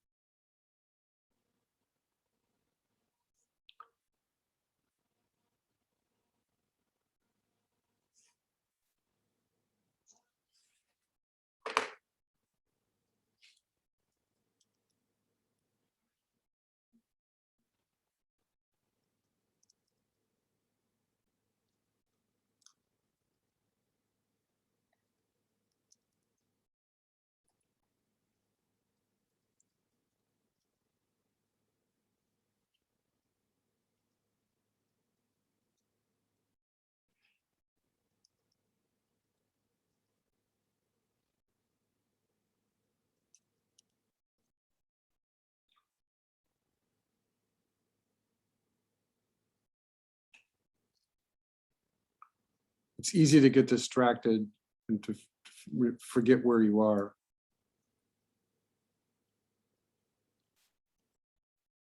Sometimes the best thing you can do is just stop talking.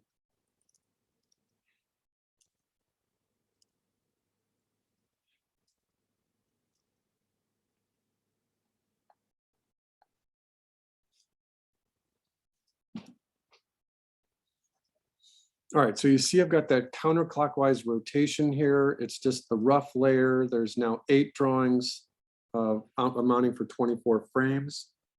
So that's working right now. So let's take the on our layout drawing. I'd actually take this one, this little spiral, and copy the spiral.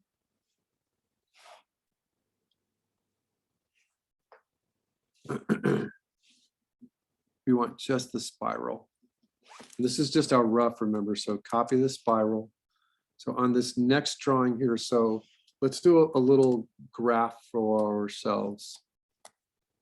So basically what we've got, that's copied in our clipboard. So basically what we're doing here is we're going from, we have 8 drawings now. So we have the middle, we have the quarters, which is 4 drawings. Because remember, this is drawing 1, this is drawing 1. That's 4 drawings. So, but now we have this, this, this, and this. So we have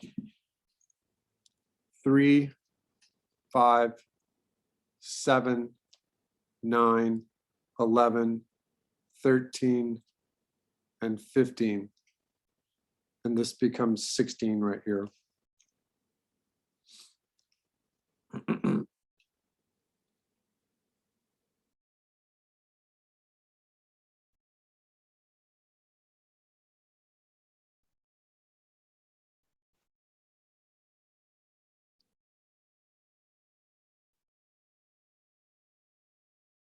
Okay, so everyone okay with this idea? So that means we only need to copy and paste this spiral here. But let's say that we wanted the spiral to move twice as fast. And so it's gonna move counterclockwise as well. You can move it clockwise just to play around with it. But that means that we're gonna paste it from this position into this position, into this position, into this position, but we've got to do it twice. So it's going to move a quarter, a half, and 3/4 between each position here and here. And we'll see if we can get it to just copy and paste really cleanly. All right, so we're on this layer right here. This one should not have the spiral. We're going to paste it. And so now we're going to move it. And so we're going to just wait till we get to our rotation. And we're going to, we're going to rotate it just about that far. So you could animate this straight ahead over the course of the frames and say, I've got 8 of them, but it might be fun to just do it this way. So now before I do anything, I'm going to copy it. I'm going to go to the next keyframe. I'm going to paste it, and I'm going to rotate it again. Copy it, go to the next keyframe, paste it, rotate it again, copy it, go to the next keyframe, paste it,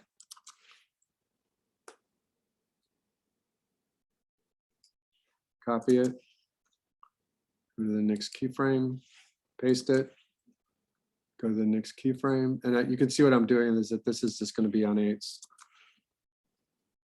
I didn't do it twice as fast, but that's okay. You can experiment with doing yours twice as fast. Copy it, paste it, and let's see what it looks like. All right, so that's matching. I think you could do another one that goes counterclockwise, or one that goes clockwise and counterclockwise. All right, so then on top of this, I think that what might be fun is that if these little shapes here also pulse in and outwards. All right, so in order to do this, let's stay with our pencil tool.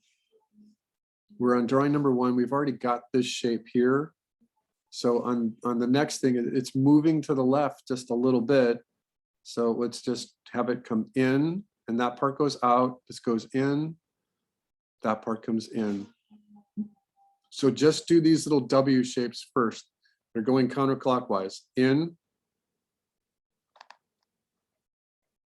So change the direction. If it's going inwards, make it go outwards. Make it sure it's going to the right just a little bit.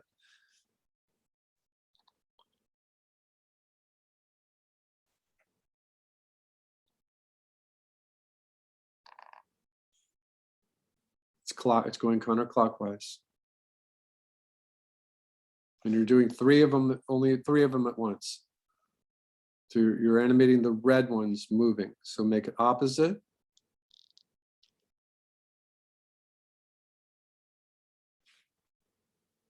Counterclockwise.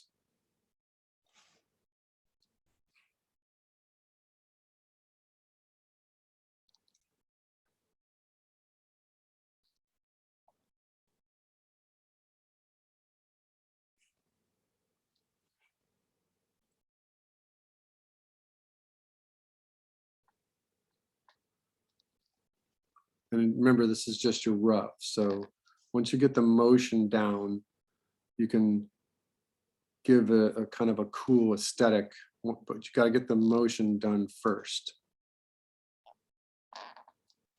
And one more.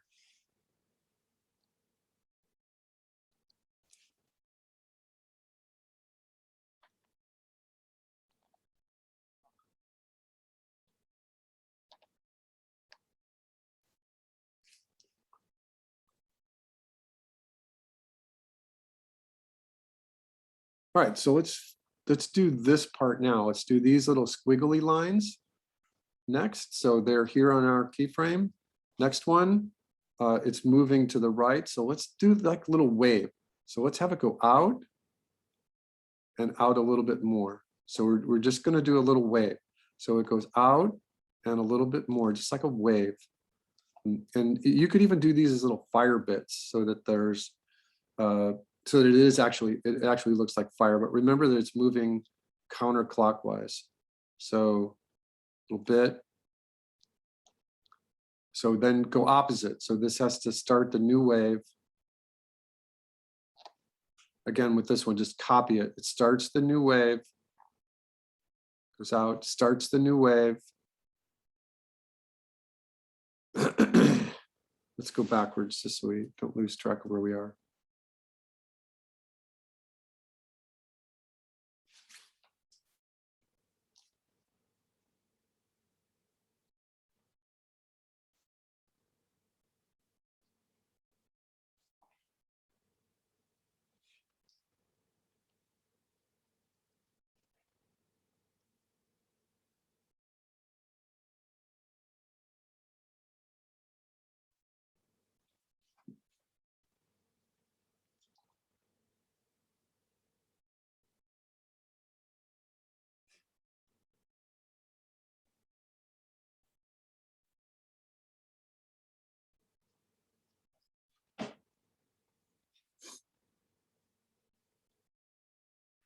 Next one, continue out and counterclockwise. Number 4.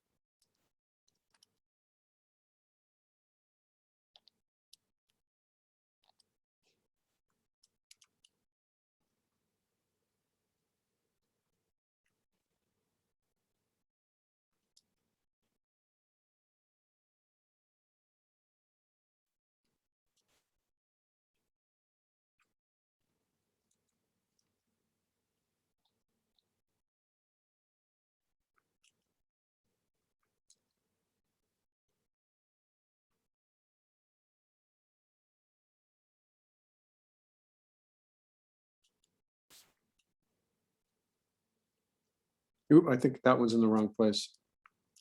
Yep, that one's in the wrong place.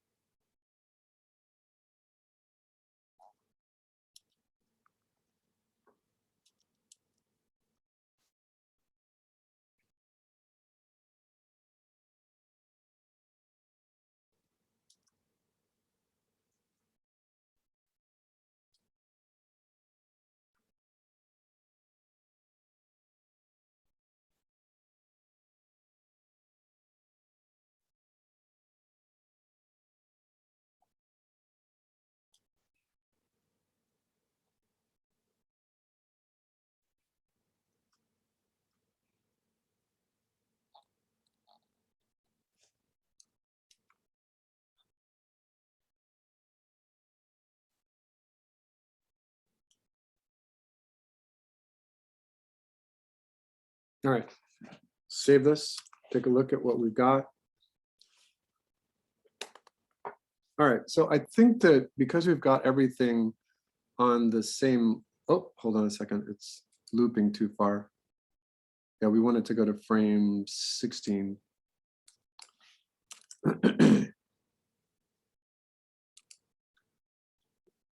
All right, I think what you've got is interesting. I think it still needs the pixie dust and the little flyaway plasma pieces. We'll add that here in just a moment.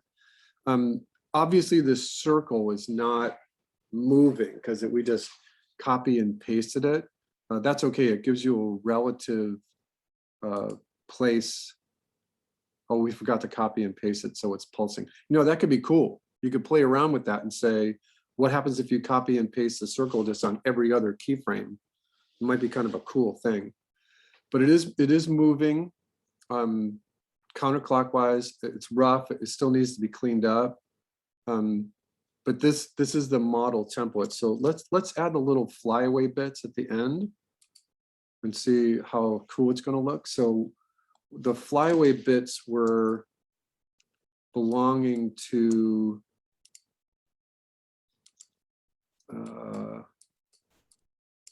the end of the fire.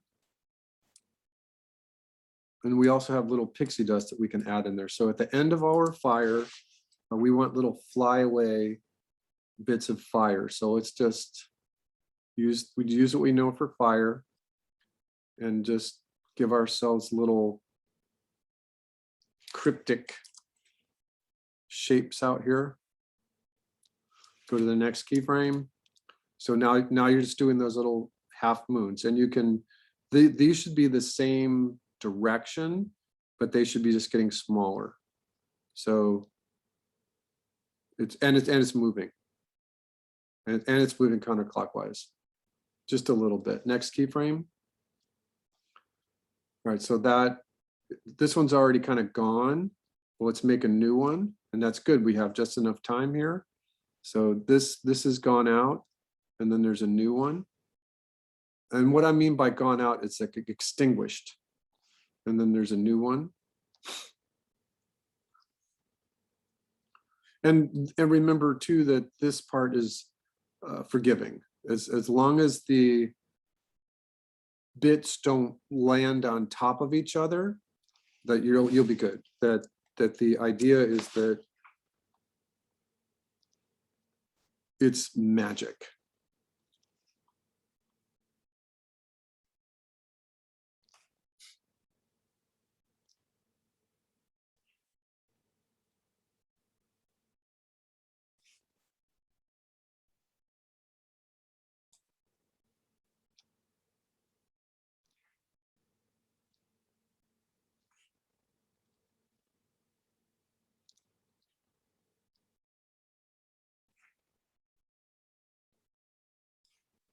And the last one.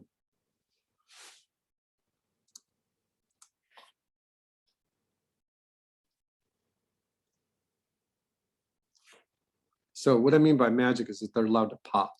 They're allowed to just. So I think it's interesting. I think that we want to do just a little bit of, let's look at our layout. I think that we had some pixie dust near the ones that we haven't dealt with yet. So those are the straight lines. So I think that just, if we only have 8 frames, we don't want to kill ourselves with the pixie dust part of this. So let's just draw a couple, like 2 or 3 or 4. And what these are going to do is just, there's 6 of them. So we're going to have just a bunch of dots at the end of the hexagonal lines right there. Next one. So just the same rule as week 1. It'll work as long as they're not in the same place as any of the other ones. And you want to continue them out just a little bit. Just a few. You don't, I think if you had too many, it would be overdoing it a little bit. And again, this is free form. You're allowed to think up any other kind of shapes, triangular shapes, square shapes. Anything is going to work right here.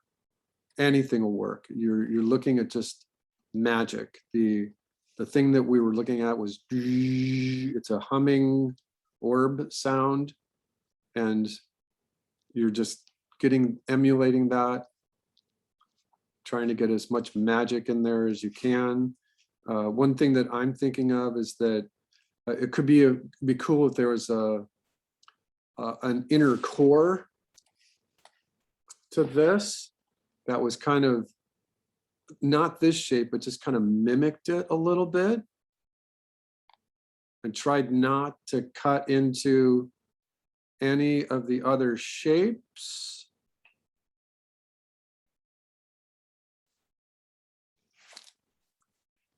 I just killed my drawing. Hold on.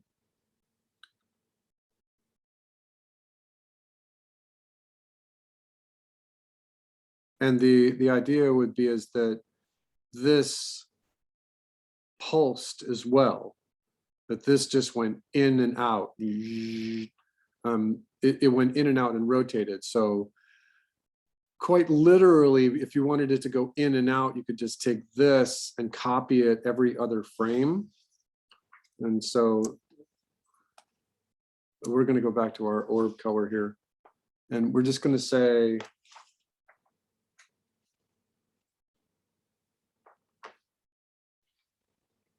and we don't want it to, actually, let's get that circle thing working first. So our circle,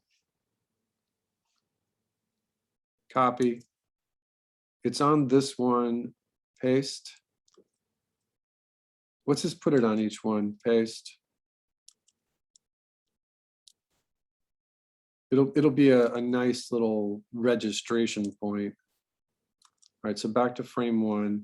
So now with our, so now we just want, you don't want to junk this up. So on this one, we're just going to go here and a little bit, out, a little bit, out, just to here, a little bit. And I'm looking at the very center of the circle so that these arcs have a tangent pointing right towards the center of the circle. All right, so let's just take this and pulse it in and outward. So I'm going to just take it and I'm going to say, it's nice. You can just copy and paste it by itself on every other frame. So don't even look at your stage, just look at your timeline. Paste, every other frame, paste, every other frame, paste. So now go to this one. Your onion skin is still turned on. And so now let's do one that it's pulsing. So now it's just, this one's outward, so let it go inwards. And that one's outwards, this one's inwards, and it's moving a little bit to the halfway. So you're just in betweening it. Again, the same thing that we did with the pixie dust. You don't want any of these to be in the same place, or else the apparent motion will just stop, it'll die. So let's just take that, take it and copy it, and now paste it every other frame. And see what it looks like. So it's interesting, might be a little much, but it's there. So that's one way to do your orb. And so what you want to do then is take this and, oh, hold on, let me stop the playback, and think about how it's moving in your shot. So what might be fun is that for your shot, and let me just explain this down here, is that you've got the orb outside the window. And you could do this thing where the orb is going to be like outside the window and it's just like looking around. And then it comes in fast and it breaks the glass right here. And then it goes on this track and it comes up into your shot and holds right here. So for all of these frames right here, you really don't need to draw a whole ton of stuff. What you need to draw is the arc, and then on the arc, just give yourself a core of the orb and just animate the orb doing its thing, going outside the window, holding, and then it crashes. And this is in this chemistry lab, this does not cycle. This is a shot. So this is just frame one all the way to frame 120, which would be 5 seconds, right? So this does not cycle. That's the difference between all the other ones in your final, is this does not cycle. But when it breaks the glass, it's still just a little orb thingy. It's just a circle, it's just a sphere. And so you animate it coming up as a sphere, and right about here, then you give away the fact that it's got some tendrils on it. And so on these frames right here, which might be maybe frame 96 or something like that, somewhere between 72 and 96, then these little orbs have little 6-point tendrils on them. And just from your layout, you're reminding yourself. And so once it gets to about frame one, I don't know, in your timing and your layout, once it gets to about the frame right here, then it starts to show the 6-point star. Then it can show this little bit here, and just a little bit. And then when it holds right here, when it's holding right here for just a few seconds before it sends out the blast, that's when this happens. So this might only be lasting for a total of 30 frames or something like that, but it doesn't, so you don't want to animate all of this while the orb is moving through the background. You don't want to animate all of that. And you know what? I think I might have drawn that on the wrong layer. I did, but that's okay. So you animate just a sphere. All right, so does everyone understand that? Okay, so let's just talk about breaking glass for a moment. Actually, let's talk about the plasma blast. And that's just really easy. It's super easy. Probably don't even need to explain it.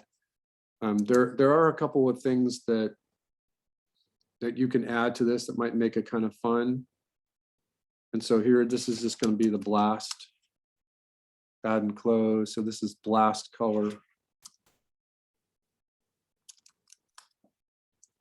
All right, so in our example here, this is just the orb. And so what I'm going to do is I'm going to do the blast out here on frame 24. And we're going to pretend that the orb is in our layout. It's like in the center and up a little bit. So the orb is actually about right here. So the only thing that I meant by fun is that if the orb is hovering here and doing its thing, you know, I think it might be fun if it takes a little bit of an anticipation.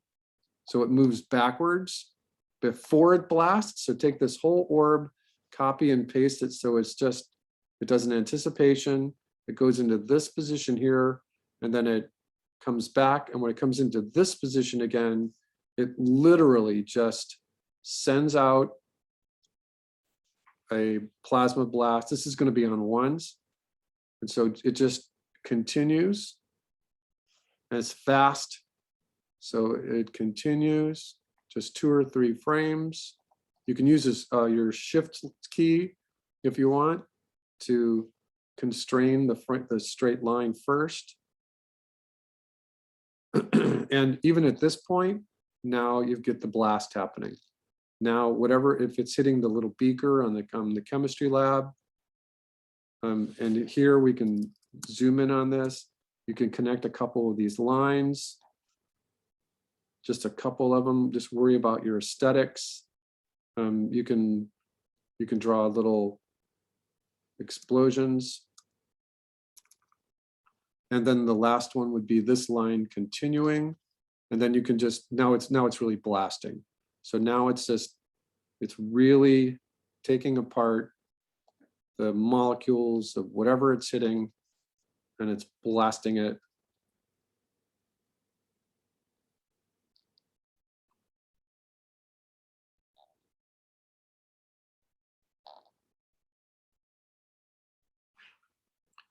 Very similar to our bomb, but this one, it's more energy. It's this plasma blast. You can do a white, black, white frame right there if you want. Continue these out. So now the energy has gone this way. You can give yourself little geometrical shape right here. And that's the residual energy coming out.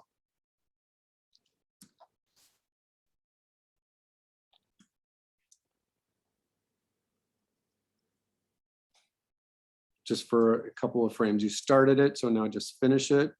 It diminishes.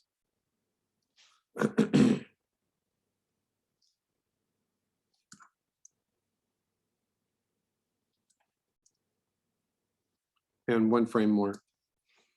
Now it just goes away. I don't think you need any other thing than just that. Again, I think right here you could use a white frame, black frame, white frame, or silhouette. So let's just see what this looks like if we play it just from, let's take the loop off. So let's just watch the plasma blast. Hey, oh wait, what did I do? Oh, I wanted to go to frame 60.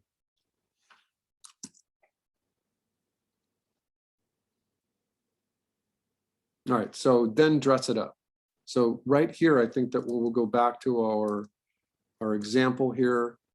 And what were we looking at in terms of the blast? There's little sparks. We want to get some of these little plasma rays in there.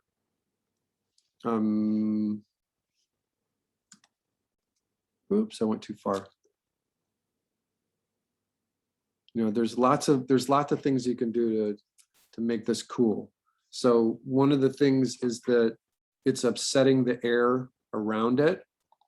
And so you get a little bit of extra bits on each one of these blasts.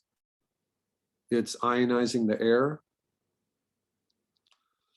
And then even on this one and the one here, it's that now you want to work on some sort of what does the plasma look like? So here you're just going to borrow some really cool shapes. Let's get back to that rabbit thing. So I like this, right? So we're going to put in just a little bit of, and you might want to do this on another layer so that you can treat the transparency of, or a different color. So we're looking at just the idea of left and right. Next frame.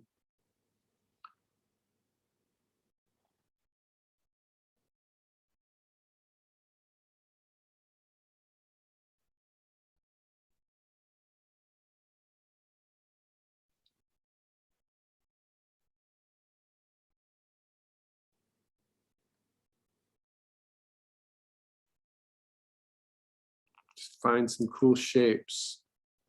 You know, you're looking at plasma shapes right there. So now you're not drawing water or fire anymore, you're drawing plasma. There could even be a little inner core. Do we need one more frame? There could be a residual,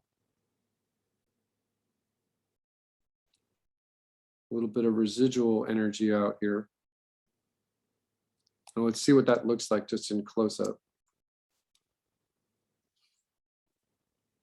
So anything will work. I think the yellow is a little strange color for it, but you get that idea.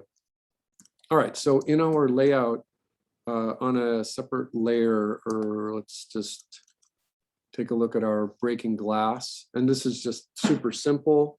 I think that in your layout, you've got at least 1/3 of your stage set up as the window. And so you can use one single pane back here. What I would do is maybe make a color rectangle and give it a transparency, painted blue so it looks like a window so that you can see the background behind it. So give yourself some sort of cityscape, some sort of buildings back there.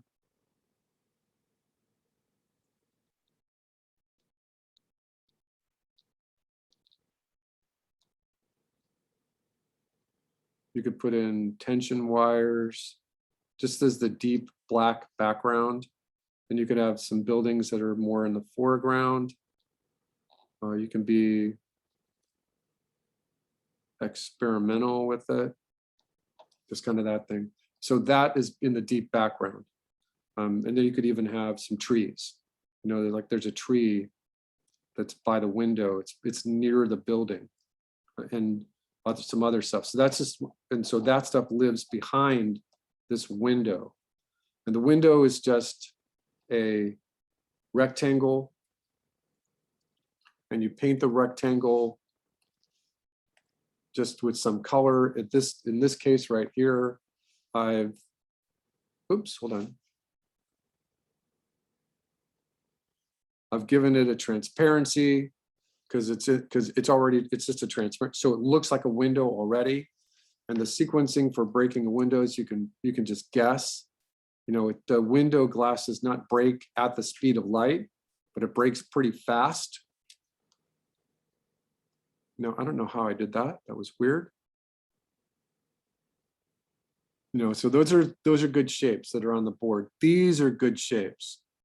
These are really good. They radiate from the center point, and there's irregularity. Remember, there's lots of different kinds of glass. If you're talking about window glass in a car, those things shatter into little cubes. You don't want that. You want this glass that's not safety glass. You want the glass that's really dangerous when it breaks. That's the whole point.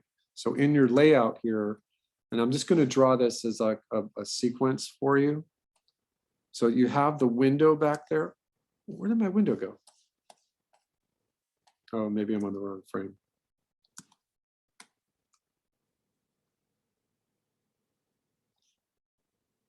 Oh, there it is.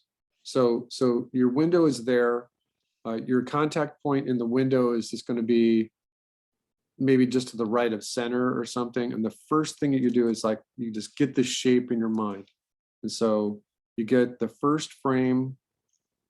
Actually, let me do this on this rough layer right here. So you get the first frame to just crack. And you can see that it radiates this way. So you want this kind of shape. So this little thing right here wasn't correct. You want it to be inverted. So let's work on this kind of shape.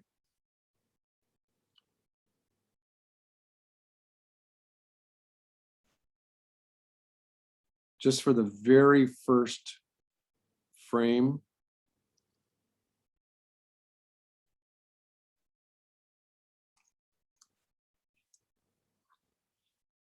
And then it grows very quickly.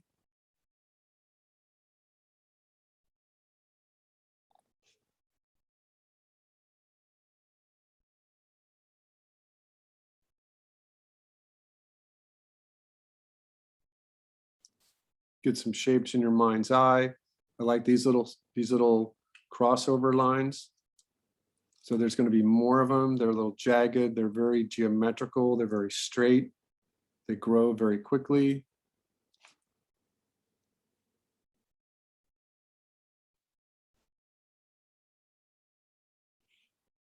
Which put it on once.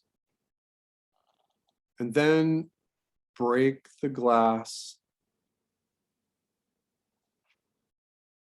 so that there's the opening. And it could be random, it could be circular. I recommend making it more random. So there's only 3 frames right here.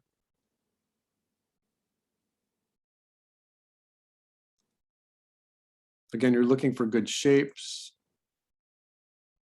You don't want to just reinvent the glass itself. That's the structure, the nature of the glass. So what I'm looking at now is the hole. So I want some sort of dangerous, random, sharp hole shape. These grow, this grows.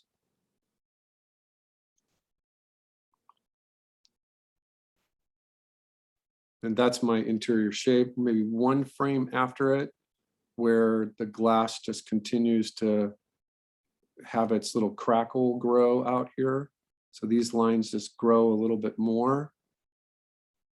And we're on 1s, remember? And then there's just one more thing that you need to do. So just get these lines to grow. This needs to just grow a little bit more. Copy your hole. You can copy and paste the hole. That's fine. Here, I'm just going to copy it again. And then at this point, you would just take this. So this is your full shatter. This is your full glass shatter here. And again, you're looking at examples. You're not making anything up. You're just looking at what glass shatters like. It's not a root. It's not lightning. Give yourself a good aesthetic on the line work. Make sure it looks like glass. And then take this and F5 it all the way out to the end of your shot, however long it is. And then on top of that, and I'll just do this in the clean layer here, if that's okay.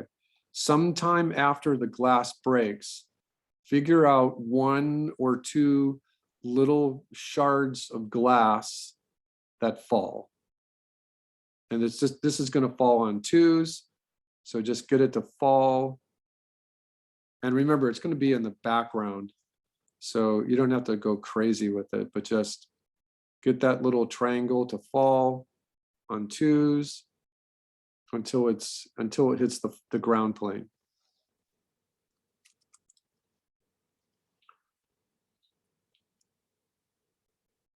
All right, and so even that little speed right there was a little slow, but that's okay. You get the idea.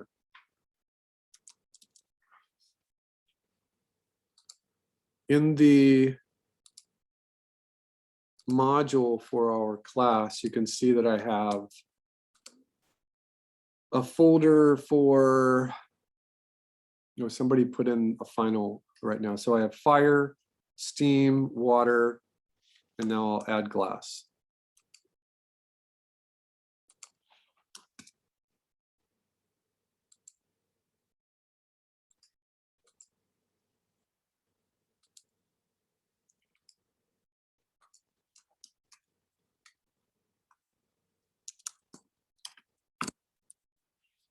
You can do it separately just so I can see it before you put it into your final.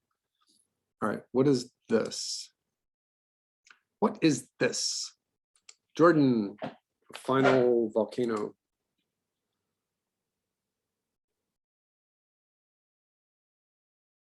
Okay, that's really great. I'm worried about this thing right here. The little motion of this projectile kind of caught my eye. Yeah, that one. So this little projectile, Jordan. Yeah, I'm here. This one is bugging me. Slow it down. Okay. It comes out right there. It hits the ground and it speeds up. This one Yeah. right here. Gotcha. So the other thing that you could do is, you've got a really neat color palette working. Yep. Just make this a green lake. Have you ever seen Lake Merced? Here I've in seen San it a couple Francisco? times. Yeah. Lake Merced is green. It's Okay. really gross. Nobody swims in Lake Merced.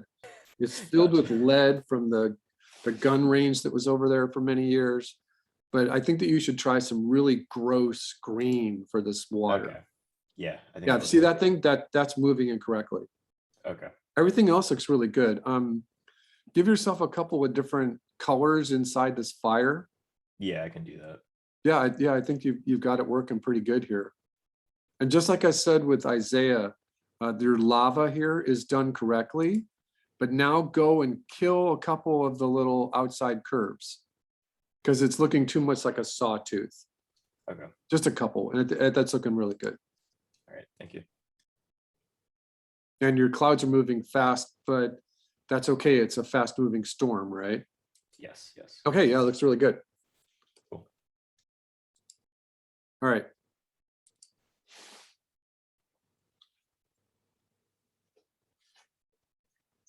I do have You a don't- quick question for. Yeah, go Did ahead. you want us to turn in like a rough steam tonight, or is that For- gonna be for too what? easy? Remember you demoed the steam today? Oh, the steam is extra. Okay. Steam was, I had told you all that the game collab needed Steam, and nobody Yeah. took me up on it because you were all too busy. And I understand that, but I just wanted to show you how easy it is to do. Okay. Yeah. And I'm going to finish that one and actually give that to them next week, Gotcha. maybe even this weekend. Okay. And I think that in your layout, you could use Steam in the volcano arena somewhere, but not in the tornado. And you don't really need it in your, I don't know, you can add it into your chemistry lab. It might be fun. Yeah, I was thinking about that. Yeah, and so you could use it if you want, but it's not absolutely required.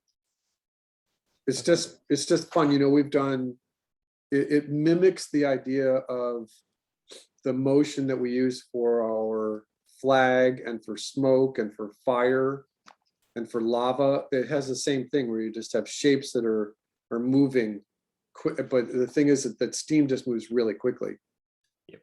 Unless you're far away from it, then steam becomes smoke. Yeah. A steam train is going to be, from far away, it looks like it ends up looking like smoke, but they wanted a very particular kind of steam. And I don't think that, I don't think that, like, if we do fire for this class, I don't think that I want to go and have you all do 9 different kinds of fire. There are different kinds of fire. Think about whatever's burning, you know, a torch, a campfire, a hand torch, a welding torch. There's all kinds of things that can burn. But for us, I think just a campfire or a torch on the wall of a castle is really all you need. Gotcha. Okay.